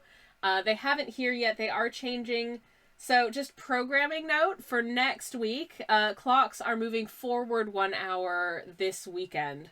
Oh god, I'm gonna be so jet lagged next week. Oh no. Oh no, not looking forward to that. Thank you very much for the posture check, Q2s. Woof! Doing a big stretch. Trying to lengthen my spine and all that and get a little bit less shrimpy for a second. Hold on, there we go. I'm a little less shrimpy for a second. I've stood up. My outfit has changed. But now I'm standing upright and my posture is a little bit better. So thank you very much for that. And I did, in fact, do an actual stretch IRL as well. So there we go. Okay, back to it. Anyways. What was my point? What was I saying? I don't know. I don't remember. But yes. Oh, yes. The clocks are changing in the United Kingdom this weekend, which is the time zone that I'm in. It's currently 6:30 on the dot here in the central-ish of England. I don't know. I think technically Oxfordshire is considered southeast, but geographically, I feel like that's a stretch. I feel like we're kind of southern, but like not deep south and not really eastern or western. We're kind of smack dab in the middle of the weirdly shaped landmass, to be perfectly honest. I wouldn't consider myself southwestern, but I wouldn't consider myself southeastern either. In fact, it's harder, I think, and more annoying for me where I am in Oxfordshire to get to parts of the southwest. Yeah, it's harder for me to get to parts of the southeast than it is to get to parts of the southwest, because in order to get to most of parts of the southeast, at least by rail, I'd have to go through London, whereas to get to parts of the southwest, I can just hop on a train and change a Didcot, which is way faster and easier, so there. So funny how you so quickly unshrimped, says Q2's change of clothes wasn't necessary. Well, I was feeling it. I also, retired to a rocky coastline for a moment before returning to my desk, which, if you know anything about English geography, you know that Oxfordshire is a landlocked county, so not sure how I made it all the way out to the coasts and back so quickly. It's an impressive skill, really. Anyways, I mean, listen, when I was in primary school and I had to do the athletics days with all of the other children, the track and field stuff, which I hated so much. So I would always pick doing, the shortest sprint runs as my, the sports that I would participate in. I would be like, yes, I'm going to do the 100 meters. Because if I attempt to do the 800 meters, I will have to go throw up. That did happen once. I tried to run for too long and my lung capacity was like, no, sweetie, stop, go throw up. It was terrible. I was not a fan of athletics at school because I was bad at them. And it was very competitive. It was, you got nobody feels good about getting a participant medal. It's like, yeah, I participated. You don't need, I participated because it's mandatory. I participated. I didn't choose to participate. It's not like I volunteered to do this and you're giving me, sort of an award for trying my best. I'm here because you made me be here. So, giving me a medal for showing up when I literally have no choice just kind of feels mean. Anyways, Bees says track and field day was me choosing to do the ones where you throw things and do not run. I think the thing that bothered me the most about athletics at school is that generally if you were not good at an academic category. Like, if your spelling was not great, or like, you know, you weren't a natural whiz at like arithmetic or something like that, generally that wasn't on display to everyone else. You weren't being held up and compared to your fellow classmates. Whereas athletics and stuff, it was very obvious if you were just did not have an aptitude for that thing. So, you know, everyone else knew that you sucked at every sport. Whereas, like, if your spelling was kind of bad, you could sort of keep that to yourself, because the teacher generally didn't point out, like, the fact that, hey, Brittany, that's not how you spell daffodil. You know what I mean? If you were just, like, turning in a written assignment or something, that just got marked and returned to you.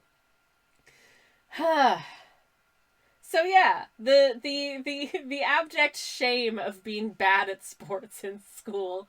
Yippee skippy. I was small, I had bad lungs, and generally a lot of like unidentified, you know, like sensory stuff that, I don't know, I might have done better at sports if it weren't for the fact that I had a bunch of unidentified sensory stuff. Who knows? Probably not, because I didn't enjoy it. B says track and field day was me choosing to do the ones where you throw things and do not run. Sometimes for me, track and field day was picking whatever was left, because like the cool kids all rushed to pick all of the good things. B says my 10th grade gym teacher was the football coach. No, and he made me demonstrate how to lift weights in front of the whole class. And like half his team, it was pretty much, that's so mean. That's so mean. That's so mean. I remember the time that, I think this was it was around that time in like secondary school. But at one point I had to, that is evil, says Bargainman. Yeah, that is genuinely, that's evil. I had an injury. I won't detail it, but I had an injury to my toe, which meant that I had to go to the emergency room at the hospital, and I had to get stitches. And oh man, I milked that for all it was worth. I got to just sit out of having to do any sports for like a month and a half until my stitches were done. And I was over the moon. I was like, I'll do all the written assignments to the very best of my ability, and they will be superlative. But no, I am not playing volleyball, because I've got stitches in my toe. Tough biscuits. It was definitely a high point for me. Anyways, one moment, please.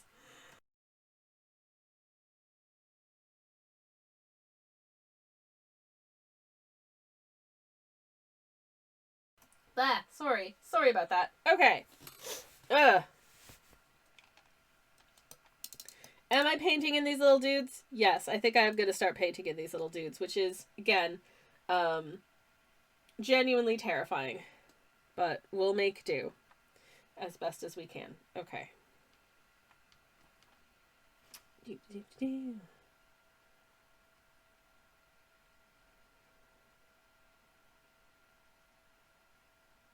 Okay, I think that's all I need to cover with, like... Oh, there's the tiny little hand holding this coffee cup here as well. Okay. Okay, other than that, he's covered. So that's all I need for that skin tone. I need another skin... Are they in love, or are they bros? They're in love. They're in love with each other. They're holding hands. They're on a little date in Copenhagen. Where are they? Camera, focus. Focus on my thumb-ish. I had a neck injury at one point in grade school and did the same thing. I know, it's great. Like, having an injury sucks. But, oh man, getting to not have to do basketball, priceless. Little dudes is bulk marketed. Hell yeah. I love painting. I love painting the little guys, the little dudes. I have no brown. I have skin tones are tough with this color set, because, I mean, Storm Gray is brown, but it's not really human skin tone brown either. It's not like a beige or a brown, and roughly, I would say most humans are somewhere in the range of beige to brown. So I'm gonna have to do a little fudging here. I'm gonna take a little swipe of Storm Gray, which is brown, but it's not a brown that any human is, and I'm gonna add a little bit of, what is this, peach? I think it's peach. I'm gonna add some peach, which is just orange, and human beings are also not orange. And that looks nothing like a human skin tone. That looks like when you go to, that looks like back when I tried to wear makeup, which was a very brief flash in the pan of my much younger life. And absolutely no cosmetic existed that matched my skin tone. And in fact, I get ads for makeup sometimes, and they'll be like, oh, this one is a perfect match for my skin tone. And I'm like, no, it's not. I can see that they're completely different shades. You know, like it's way yellower than your skin, or it's way darker than your skin, or it's too light, or like whatever. I can see a difference. That's not the color of your skin. And part of the reason for that, obviously, is that skin is very dimensional. Mine is certainly translucent. Get a load of all of those, like, veins and arteries and stuff. Maybe don't. I'm sorry. But, yes. So that's not quite what I'm after. It's also a little too... Am I going to need to... Now, this is obviously for such a tiny area. Such a teeny tiny little baby-sized area that I might actually just cheat slightly and bring in a shade from a different palette to paint this guy in.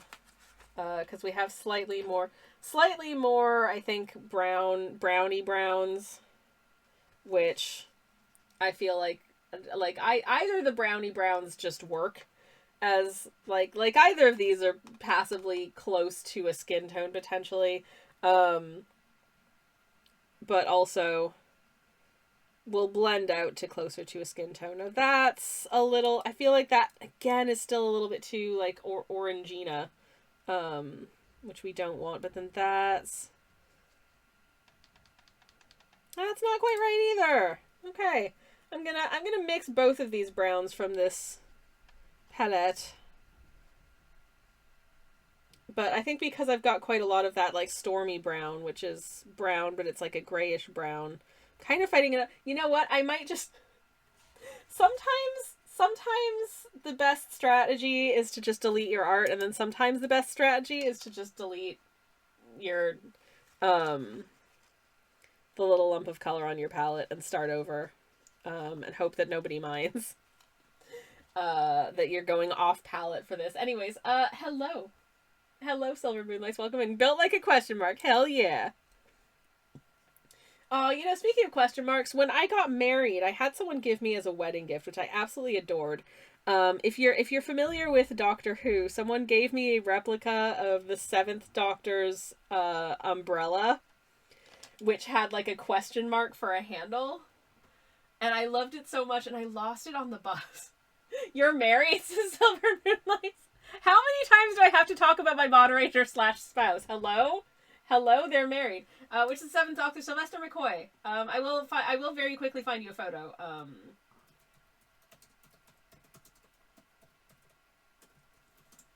7th Doctor umbrella. Okay. I mean, the whole look is just jolly good fun, but okay. I'm switching scenes very quickly if I can. So you can see, okay, it's not, okay, there's my Instagram. Oh, no, you can see, there's my Instagram notifications. Yes, people like my artwork. Thank you, friends. This is the 7th Doctor and his question mark umbrella, which slaps, and I had one that looked exactly like it, yeah, I lost it on the bus one time, so, yeah, if you're out there, Matt, I'm really sorry I lost your wedding gift to me. Anyways. Silver Moonless says, I didn't watch their seasons. Oh, fair enough. I mainly watched Matt Smith, the old guy. You mean Peter Capaldi? He's not that old. And Jodie Whittaker, rest of the newer stuff. Oh shit, that's cool as fuck. I've never seen it before, but cool as fuck. Yeah. I loved Sylvester McCoy's whole, like, aesthetic. I think it slapped. And, he had some really good stories as well. I really liked, quite a few of them, in fact. Anyways. 1980s, yeah, late 1980s. So, like, 88, 89, thereabouts, I believe. If memory doth serve, around sort of 1988, 1989, there, in that vicinity. How is this color? Oh, yay!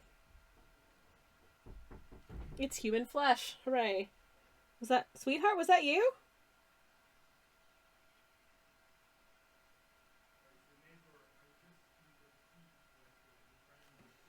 Okay, there we go. Well, hey. Anyways, yay. Human flesh. Hooray. Good stuff. Anywho. I'm going to go on a little BRB break. And I shall see you very shortly. I'm sorry if you have to see ads, but you're not going to miss anything. So, I'll be back very soon. BRB. What's up, friends? I'm back. Hi.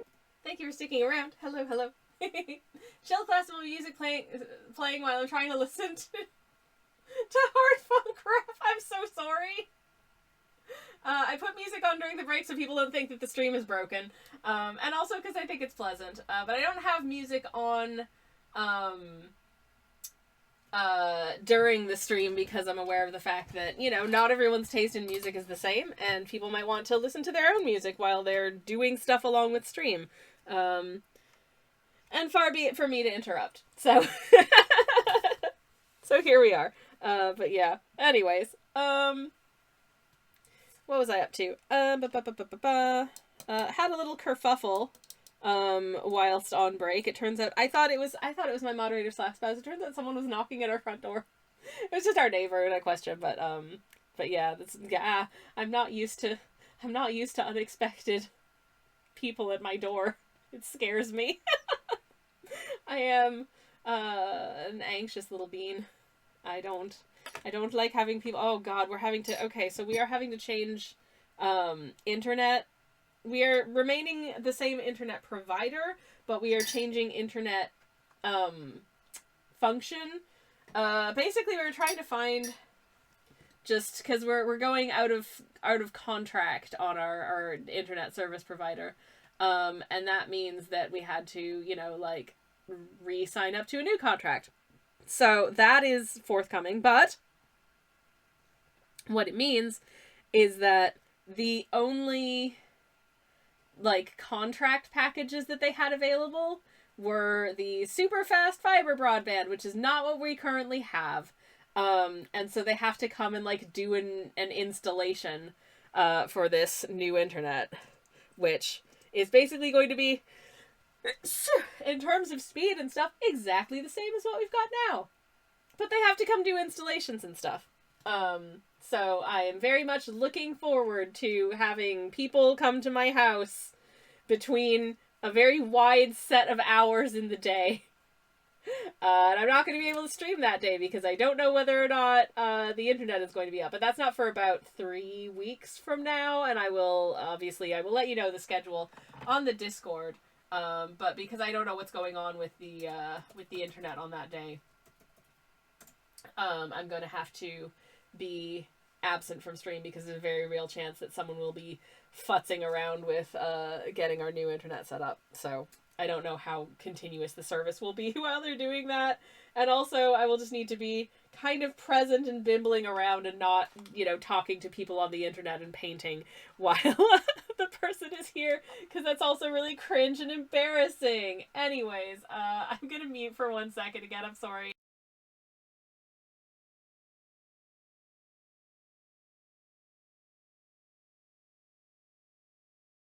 Katie says, oh, I hate having a wide window of arrival for repair people / installers, right? I find it so stressful because it's just like, I personally, if I know that something is happening within like a certain set of hours, I cannot initiate any real tasks during that period. It's just like, oh, someone might be ringing the doorbell anytime between 1 and 6. Better not go to the bathroom. Better not stick the kettle on. Better not, like, I don't know, work on a spreadsheet or reply to an email. I'm just in waiting mode, so I'm just going to sit quietly. Because I don't know at what point, like, the doorbell is going to go and I'm suddenly going to have to be in interact with people mode, which is a stressful mode for me, especially when there are, like, strangers inside my house, which I find incredibly taxing. You know, like, they don't care what my house looks like, but I care slightly what my house looks like, and usually my house is in some state of untidy. So, you know, there's that. There's the stress of that. Is this person judging my house? Is this person... Oh, God. Is this person making a mess of my kitchen floors? I don't think this will be the case with Internet Guy, because Internet Guy doesn't need to go in my kitchen. But we had to have a new, like, stovetop, like a hob installed a little while back. And the guy is like, it's like, okay, I get it. My house is untidy, but that doesn't mean I'm cool with you leaving, like, messy boot prints on my kitchen floor, bro. Come on. I had to get the speed mop out after they left to clean the floors because they left messy boot prints all over my kitchen floor. Like, come on. Not cool. Silver Moonlight says, I got a 1 hour appointment at 2 p.m., so I can't do any other task for the whole day. This isn't mocking, this is me relating. I understand, and I agree, commiserate. Yeah, it's like, I have an appointment at 2 p.m., I cannot do anything before 2 p.m. To that end, I try really hard to get appointments earlier in the day. If I have any control over it whatsoever, I will try and get appointments for, like, 10 a.m. Because that gives me a little window of, like, get ready and gear up for having to have an appointment first thing in the morning, and then I get the appointment over and done with at 10, and then I have the rest of my day to just have a normal day and do whatever, you know, sort of tasks I have to do that day. And also take myself out for a little treat after the appointment, obviously. But the amount of spoons it takes to handle this ordeal is not small. It really isn't. Like, I know on that Monday I'm going to be a mess. I'm not going to be able to get much done that morning for sure. I'm just going to be sitting in, like, my nicest at-home clothes waiting for the doorbell to go. Because it takes me a little bit of transition time to get into, I have to interact with human people, like, you know, face-to-face mode. And when I don't know when that's about to begin, it's really tough to just be kind of stuck in that mode of, like, any second now, but potentially 5 hours from now. Woof. It's brutal. Anyways. So that's that. I have to decide what colors their outfits are now. Oh no. The pressure, the absolute pressure. Maybe I should paint in their hair first, so I don't have to decide quite yet what colors their outfits are. Priorities. Okay. I'm just taking a little bit of my black-gray gubbins. And, oh no, I'm scared. Did you just say woof? Yes, I just said woof. I don't know why I say that, I just do. It's just that sort of like, this is difficult and I feel crappy about it. Woof. Anyways. My tea, as you may well guess, is stone cold. Having a rough day, says Silver Moonlace. Yep, 100%.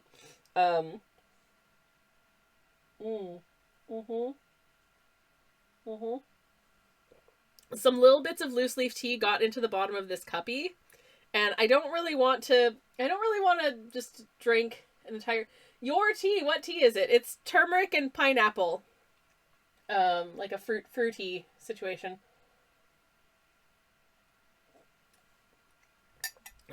But some little bits of loose leaf tea got into the bottom, and I didn't really want to chomp down on, like, just a chunk of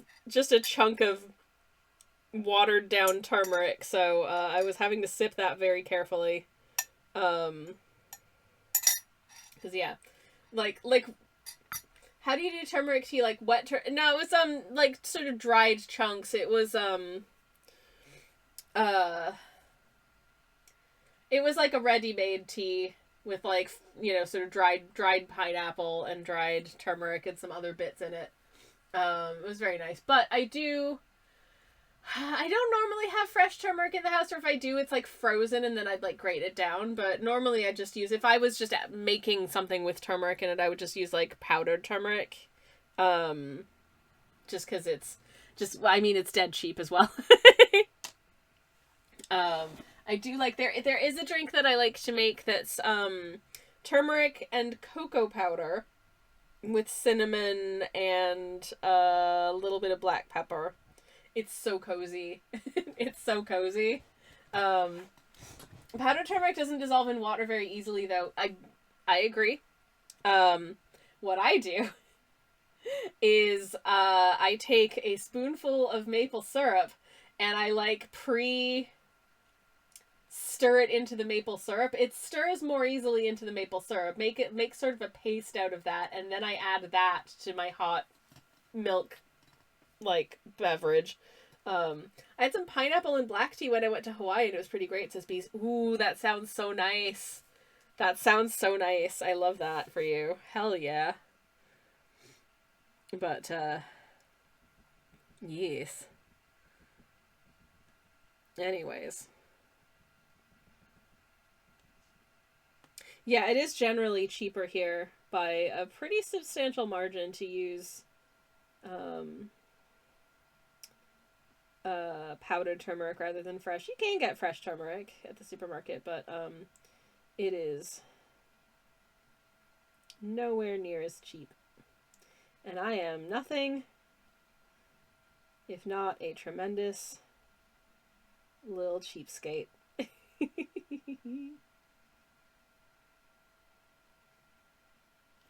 Okay, well, I've made an absolute dog's breakfast of that hair, but whatever.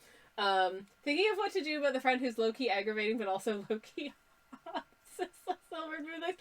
I cannot comment. I don't know. Personally, I would consider aggravation to kind of override looks. But that's just me. Isn't it cheapskate? It's cheapskate. Isn't it? I've always said cheapskate. Hold on, now I'm not sure.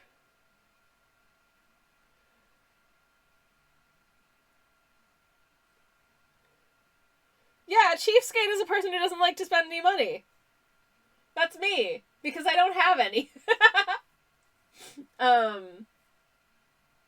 I think camera isn't focused enough to see that detail. That's fine. Dog's breakfast is such a... I love the phrase dog's breakfast. I think that's so fun. I think it's just, everything's just, it's a dog's breakfast. I love that. I think, I don't know. It's one of those things that I'm happy that it made its way into my lexicon. I don't know how it made its way into my lexicon, but yeah. Anyways. What if the aggravation is because of having a crush, says Bees? Oh, that's fair. This is not someone I want as a partner. Fair. If I found someone aggravating, I would not want them as a partner either. I find my partner, loving and lovable and cute and kind and supportive and, generally aligned with my values, and priorities, and we laugh a lot. Yeah, anyways. Because dog's breakfast could be anything from scavenged hotel trash to gourmet steak, depending on the dog. I mean, that's true. It usually means kind of a mess. But yeah, depending on the dog. I think what ends up, I mean, I can't, I mean, a dog's not out there using a set of utensils. So it's gonna be a mess no matter what. They're just shoving their face in there, you know? Anyways.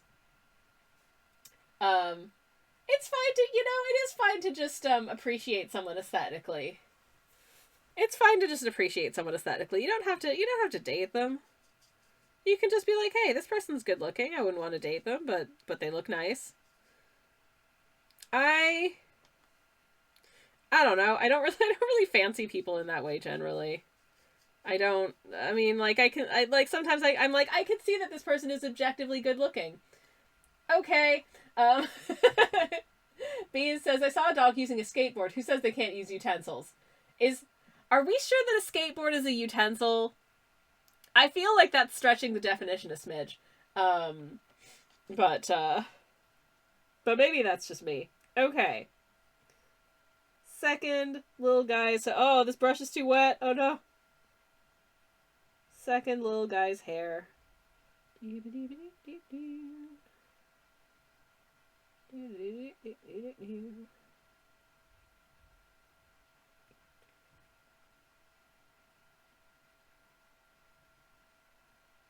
Well, my brush was slightly too wet. And now it feels like it's gone horribly wrong. But actually, looking at it now, I feel like it's okay. Come on, focus. Focus on my thumb. You know you wanna. There they are. I think actually they look. I was worried. I was really worried, but I think actually it's turned out okay. I'm cool with that. Just darkening it down a smidge. Okay. Okay. Artists, stop futzing. Am I drawing from a reference? I am drawing from a reference. Let me show you. The little guys, I drew myself. But the rest of the scene is, if I can try and get the zoom correct on this photo. Yeah. I have extrapolated and slightly fantasized this section of Copenhagen Street. Eddie! Thank you very much for the lurk and for the hydrate. I will take a big sip of my mint tea. Thank you. I hope you're well. Hope you have a lovely lurk. Hold on. Heart hands for you, Eddie. Have a lovely lurk. But yeah, how far am I in Skong? Sands of Karak. We're in the sands of Karak at the moment.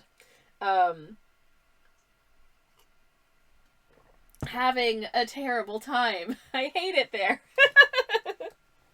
Nah, it's neat though. It's neat. The sands of Crack. Says Silver Moonlace. Yes. The sands of Crack. That's where we're at.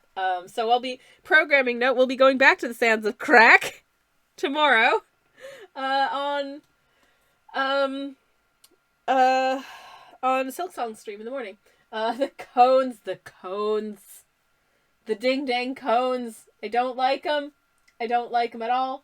I don't like the times we're having, but I think we will triumph. I think it's every time we attempt it and die, we get a little bit better and better. So yeah, I feel like we can get there. What else do I want to add in here? Oh, am I gonna have to decide what colors their outfits are? Because I don't know. What outfits are they wearing? Oh, pretzels. It's worth it, though. It's part of the Skong experience. Oh, yeah, absolutely.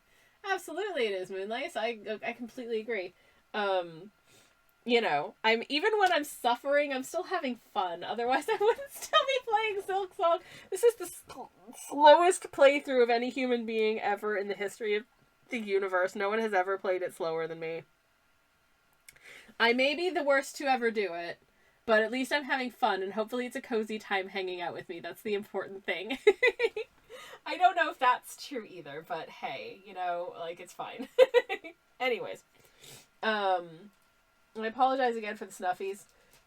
One moment, please. I'm so sorry.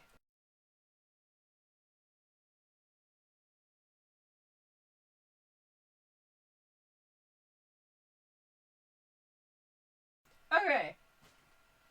Some allergy or whatever's got me like, damn, either that or someone. I left the house yesterday. I hope nobody gave me anything while I was out of the house yesterday. I resent having to leave the house and then, you know, getting sick. That's just not cool. But Yeah, anyways. I rage quit at some point during Hunter's March and had to rethink my approach, says Moonlace. Jeez.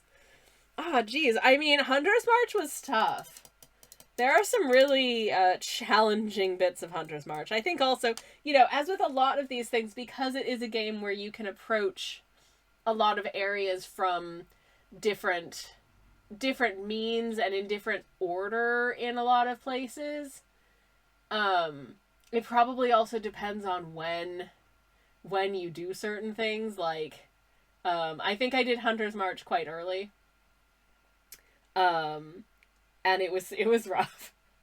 It was rough. There was an area where, like, you bench and then you have to go... There's this really long bit that you have to go through to get back to this, like, arena where you fight a bunch of creatures. And I just had, like, the worst time with that. I was suffering so hard. And it took so many goes. And I was like, I hate this, because also it just took such a long time to get back there. And sometimes I would die on my way back to the fight. But then once I beat it, it was like, so satisfying. So satisfying when you finally beat the thing, you know what I mean? So I don't mind things being challenging, because then achieving the thing feels like you did something. And feeling like you did something feels really good. Average Silksong runback, says Moonlace. Yeah, there are some quite sizable runbacks. And in fact, I've seen this as, like, some people's complaint about Silksong and its difficulty is, I know there was one person who stopped playing when they got to, oh gosh, what is the name of the last judge, maybe? Possibly the last judge. The one with the big, like, tea infuser that like she throws at you and stuff, that one. That is not an easy fight to beat. It's a tough fight. It's a fun fight, but it's a tough fight. But the worst part about the fight is that you get put back on a bench that's really far away, and you have to go all the way back to do the big fight. And that's annoying. And that was, like, I know that was the straw that broke the camel's back for at least one person, of just being like, I don't need to finish this game. And, fair enough. I will finish the game. It just might take me, like, a year. But that's fine. We're in it for the long haul. And we're not here to get through it as quickly as possible, because if we get through it as quickly as possible, then I've run out of content. And I need to find something else to play, and I don't want to do that yet. Silver Moonlight says, the game often doesn't give you an in-game reward. Intentionally doesn't give you an in-game reward, because the proudness and satisfaction is the reward, like Team Cherry specifically emphasized this. Yes, 100% yes, I agree. I am fine with, like, I don't get, I don't know, a million gazillion rosaries every time I finish a fight or whatever, because it's like, I had a good time doing the thing. But, yeah. Moonlight says, I didn't find the last judge run back that bad. Like, it's just long, but not as much stuff hits you as some other runbacks. That's true. There are some runbacks that involve a lot more, like, really tricky platforming, or more enemies and that kind of thing. It's just long. And the fight was fun as hell. I really enjoyed the fight. I thought it was once you figure out sort of, and again, I think Team Cherry are usually really good at giving you bosses and enemies where once you understand, once you've seen enough of their moveset, you can eventually figure out, here's where I have an opportunity to do an attack. Here's where I need to just dodge and get the hell out of the way, because otherwise I will get hit if I try and hit them now. Here's where I just need to, like, avoid getting hit. Here's where I can maybe do an attack, that kind of thing. They're really good at telegraphing what move the boss is about to do, so that you in turn can plan what you need to do next, and it becomes a nice little dance.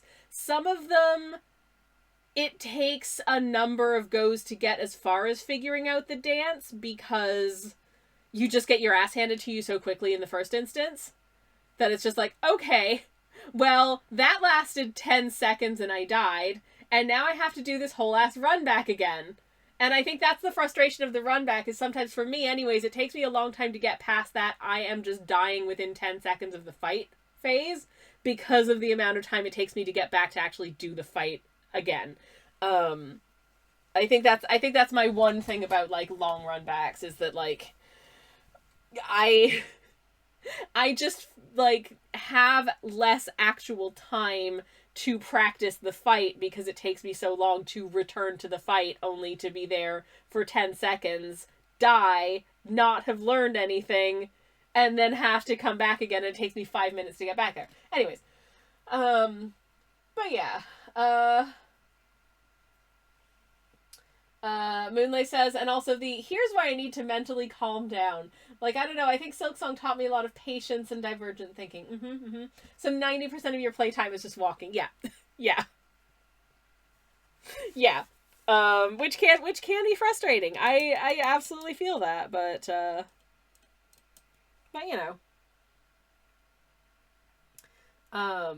I do appreciate some such. I think one of the runbacks I did find a little bit annoying was and again, like, it was okay, but it was just a little stressful, is there was no tricky platforming to get through. There weren't that many enemies, but going from bench to cogwork dancers, because if you're familiar with Silksong, there is a corridor you have to pass through from the bench to get to the cogwork dancers, and there are these huge guards in that corridor, and you have to fight the guards first in order to get... I mean, you can try and run past them, but I rarely attempt to try and run past them because I get concerned if I just run past them that they're going to run behind me and then do an attack, which does happen sometimes. And especially there's two of them on that path. If there was just one, I would just run for it. But since there's two, you might get stopped by the one. You can't run for it. And the other one is chasing after you, and now you're fighting two of them at once, which sucks. And they are very fast. Yeah, Moonlight says those guards are definitely fast enough to catch up. And I know this because I think I tried running from them one time, and I was like, oh, this is not worth it. You have to, you've got to deal with them before you go on. So that was very much like a lesson learned scenario. Remember when like deep V-neck t-shirts for guys were real on trend? Well, they come back into trend at some point, and this little guy's wearing one. I have declared it because I don't know, he's got a nice chest, and so I think he should if you got it, flaunt it. You know what I mean? Anyways, I've given it a nice sort of this nice cornflower blue. Come on, focus. This nice cornflower blue for his top because I think it's cute. Probably just gonna do both their shirts and then call it for today because I've seen the time and I'm gonna need to go cook dinner. But yes. Moonlight says, I first looked at them and was like, oh, hell nah, and learned how to evade them rather than fight. They're so annoying. You need a trend to be stylish, gang. Live your truth. Hell yeah. Hell yeah. My truth is this guy is in a very nice cozy woolly jumper, and I'm gonna need to once again combine some couleurs to get an appropriate woolly jumper color. I'm thinking, okay, I'm gonna take a little bit of my indigo here. It's gonna be a slightly darker color because it's woolly, and I'm gonna add a little bit of this sort of peony pink. And a little bit more indigo because that's a little too purple. Okay, more of like a deep aubergine, but I'm gonna lighten it up with that. You don't need what now? Incredible typo. I don't know. I think it's was that 3 asterisks that you typed, or was that a URL? Because if it was a URL, then it automatically blocks URLs because spammers. So apologies for that, but if it was just asterisks, then that's quite all right. Okay. Ooh, this is like a soft aubergine. That's nice. Nice and comfy woolly. Attention. Twitch user Sammy Kelsch. Choppers. Jojo, hello, welcome in. Thank you very much for the raid. How are you doing? It's lovely to see you. Welcome, welcome, welcome. Hello, raiders. Hi, hi, hi. Let me get a shout out for you. What were you up to today? How was your stream? Raid incoming. We brought tea and cookies and love. Thank you so much. Here's a shout out for you. If you're not following JoJo, you can go do that at the link in the chat. Hello, hello. How are you? It's lovely to see you. How was your stream? Welcome, welcome.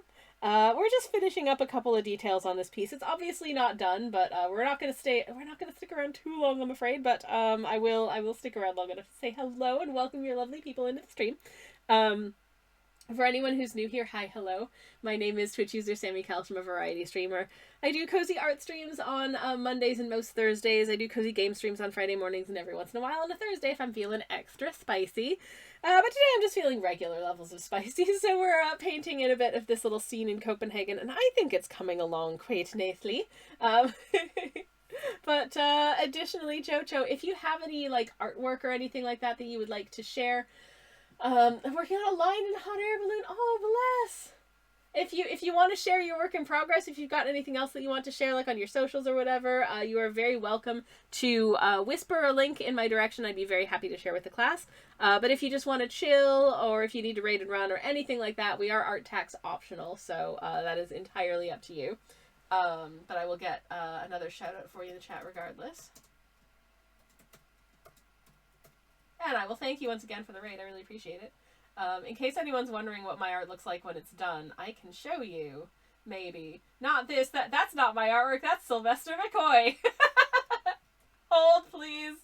Here's what some of my artwork looks like when it's done. This is a portrait of an actual kakapo that exists in real life. His name is Rangi, and I have adopted this kakapo for the last few years. It is a like donation program that they do to the funds from which go to support kakapo recovery. If you are familiar with this bird, it is a flightless bird from Aotearoa, New Zealand.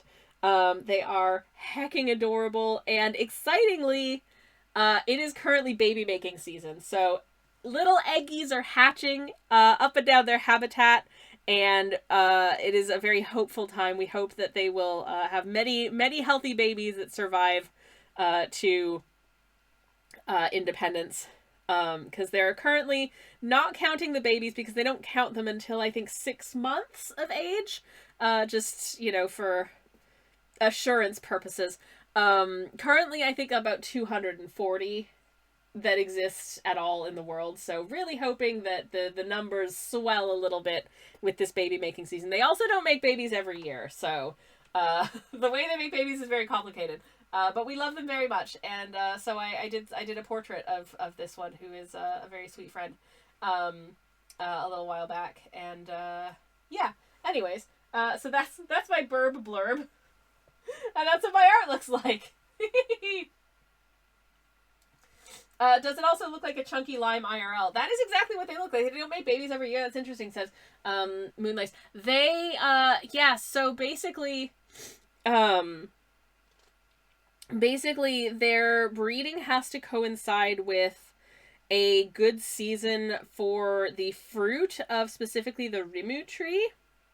And so it's only in years where the tree is fruiting like significantly enough, because they need the food, like the greater significant food resources in order to like be able to sustain having babies and stuff. So they don't do it every year. So like they haven't made babies in like 4 years basically. But they are this year, which is awesome. And babies are hatching and they're so stinking cute, and I love it, and it makes me really happy. But yes. Super cute burp, says Jojo. Oh, thank you. Thank you, thank you. And thank you for the hydrate as well. Let me take a sip of my tea. It's a mint tea. So it's kind of like a threshold. If the trees are fruiting enough, then breeding equals tree. Yeah, exactly. Exactly. Exactly. You get it. You get it. Oh, I've got a whisper. I've got a whisper from our raider. Yay. All right, let me, haha, we have an Insta. Okay, let me pull this up so we can go have a look and see what kind of cool stuff you've got going on over there. All right. Please, please load. Yay, it did. Oh, Oh, y'all, I think you're going to enjoy this. I think you are going to enjoy this. And I say this because I enjoy this so very much. This doggy, hello. Hello. This is so adorable. Oh my, this is Emma. What an absolute sweet pea. That is beautiful. Thank you so much for sharing. This is JoJo's Insta. This is Buddy. Hello, Buddy. What a good... Sorry, I don't know if you could tell, but I love doggies. So I love these. I think they're absolutely delightful. Also, ooh, hello, what's this? Oh, bless. That is so stinking cute. Oh, embroideries as well. Oh, that's gorgeous. That's gorgeous. I love it. Absolutely love it. Beautiful work. Beautiful work. I am incredibly enamored with these sweet doggies. And once again, this is JoJo's Instagram. And I will pop the link to that in the chat as well. If anyone wants to go give them some love, I highly encourage it. And thank you once again for the raid. I really appreciate it. And thank you for sharing your beautiful work with us as well. I love anything fluffy, says JoJo. I completely agree. I completely agree. They are so friend-shaped. Okay, I've mixed up this purple, so I'm going to paint in our little guy's little woolly jumper, because he has like 0 tolerance for the cold. So I'm giving him some nice warm... He's got thermals on under his woolly jumper as well, of course. Because priorities. And I will give him a little... He's got a little scarf on as well because he's fancy. And I think I'm gonna use from the pastel set that we're using for most of this. I think I'm gonna use Pink Flamingo is the name of the color for the scarf. Very, very jaunty. Very jaunty little piece. It just goes, oh no, my brush was too wet. Ah, shoot. Oh, heck. I want it to look like he's got a jaunty little scarf on, not like a bleeding neck wound. That's not this painting. No, heck. Okay. I think I clawed it back. I actually need to lurk now. Have fun painting, says JoJo. Thank you so much again for the raid, and thank you for stopping by, and thank you for trusting me with your people. I really appreciate it. Have a lovely rest of your day/evening/ Oh no! I nearly deleted my art camera scene from the stream. That would have been bad. I really don't want to have to reset up all of these settings. That would be a pain in the backside. Anyways, does imply that you have paintings with bleeding neck wounds. I mean, anything's possible. I might decide to paint that one day. Who knows? I paint things with lots of different themes and concepts and ideas. Bleeding neck wounds are for much later in the year. Yeah, they're more of like an autumn-winter situation. This is a spring piece. A Halloween-y kind of situation. I mean, I did paint a Dracula situation last October, so there is that. What month is it, says Moonlace? It's Smarch. It's Smarch, of course. Good old Smarch, our favorite season. But yeah, I did do somewhat of a Dracula situation back in October. Let me see if I can find it real quick so you can see what it looked like. Because it was silly and I liked it. Where was it? Oh no, where was it? Oh, there it was. It's so stupid. But I did do a little Dracula. That was fun. Anyways. I'm pretty sure I've already drawn a bleeding face wound earlier this year, so to each their own, says Moonlace. Absolutely, 100%. Paint what you want. Have fun. Some of my favorite artists do all kinds of like gore and viscera and, you know, body horror stuff, and I love that. It's not my artistic wheelhouse at all. But hey, you know, that doesn't mean I can't think that it's neat when other people do it. I love seeing the rich pageant of the things that people get ideas to do, you know what I mean? I think that's fun. I'm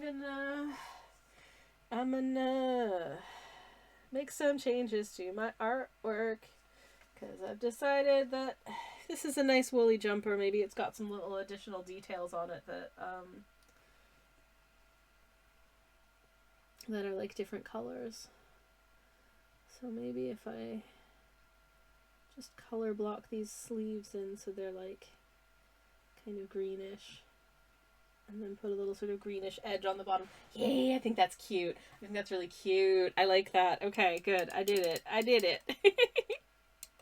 I have to decide what color the trousers are. I might keep it nice and simple and go for just like, if I just pull this up, mix together this periwinkle, I think, or was it cornflower or periwinkle? They're very similar. Cornflower blue, and add a little bit of neutral tint and indigo to that to get to kind of an indigo jeans hue.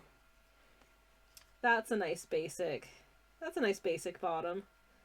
Not that I'm calling this guy a basic bottom. He's a sophisticated gentleman with a perfectly cromulent bottom. I don't know. You can't really see what his butt looks like in this painting. It's too small for details like the shape of a butt.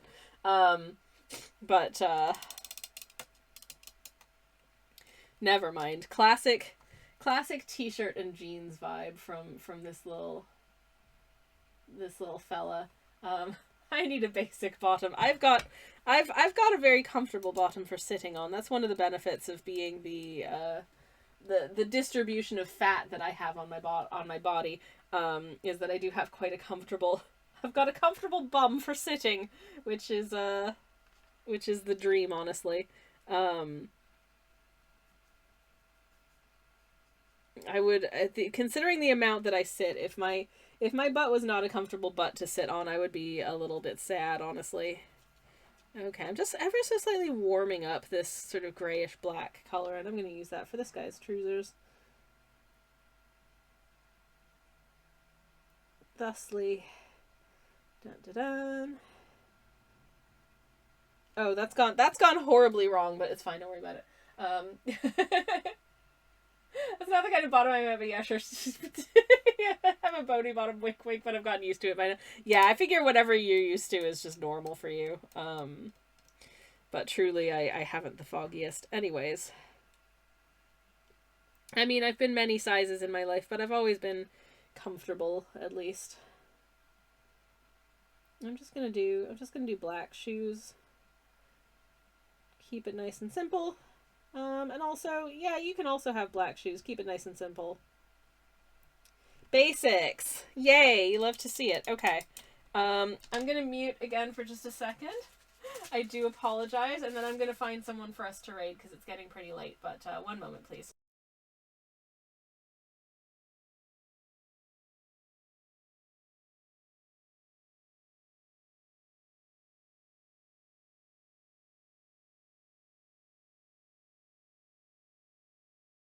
Sorry about that. Before we go, once again, I just want to let everybody know that this stream has been brought to you by me. I have a shop. You can buy prints and stickers and get me to paint tiny originals for you. I also do commissions. If any of that is stuff that you might be interested in, please consider it. I sure wish you would, but obviously only if you can afford it. And feel so inclined. If you just don't want to, if you just don't like my artwork, please don't buy it. That's fine. I don't care. Anyways, I also have a YouTube channel where I post videos from time to time. They're extremely silly. You might like them if you like the vibe here, but again, no pressure. Just letting you know. And yeah, I think I'm gonna call that a part for today, and find us someone to raid. But I feel, you know what, we made a little bit of progress today, and I feel like basically you've got a little bit of shading and a little bit of line weight, and then we're done. So hopefully we'll get this done on a Monday. But in the meantime, let me see who is online that we might be able to do a little wee raid on, because that'd be, excuse me, a really nice thing to do. Oh, beans, I've got the hiccups. Oh no. Oh heck. Okay. I think we should go to an art stream, considering that we are also doing an art stream. I feel like that would be a nice thing to do. But let's see who's doing stuff. Who's doing what? Oh, I don't have a lot of art streamers on actually, but Maybe we'll just go see someone doing something. I do try and not raid the same person every time because I don't want to bother them, but I realize that is entirely within my own brain and no one cares. Generally, I am happy to see raiders if they decide to come visit me, so I probably shouldn't worry about whether or not raiders are like, oh no, it's you again, because they don't think that. That's all inside my own head. That's all entirely inside my own head, and that's a stupid thing to worry about. So let's go see friend of the channel Jenga. Assuming they are not just about to, please don't be just about to finish. They're not. Okay, awesome. Are they playing a game? Or are they doing it? It says they're doing art, but that looks like it might be a game stream. I don't know. Anyways, let's go say hi regardless. And thank you so much for hanging out with me, everybody. Thank you again to Jojo for the raid. I really appreciate it. Let's get some Terrys in this raid message. If you have the emotes, feel free to grab the raid message with the emotes. If you don't, you can just say generic raid message and or append any cool emotes that you do have. It's all good. I will be back tomorrow morning playing some Silk songs. So I'll be back in about 15 hours. So have a good one in the meantime. Thank you so much for hanging out. I think this is coming along pretty cutely. I hope you like it too. And if you don't have to tell me that. It's fine. But in the meantime, have a lovely Thursday. Thank you so much for watching. Take care, everyone. Good night and good luck.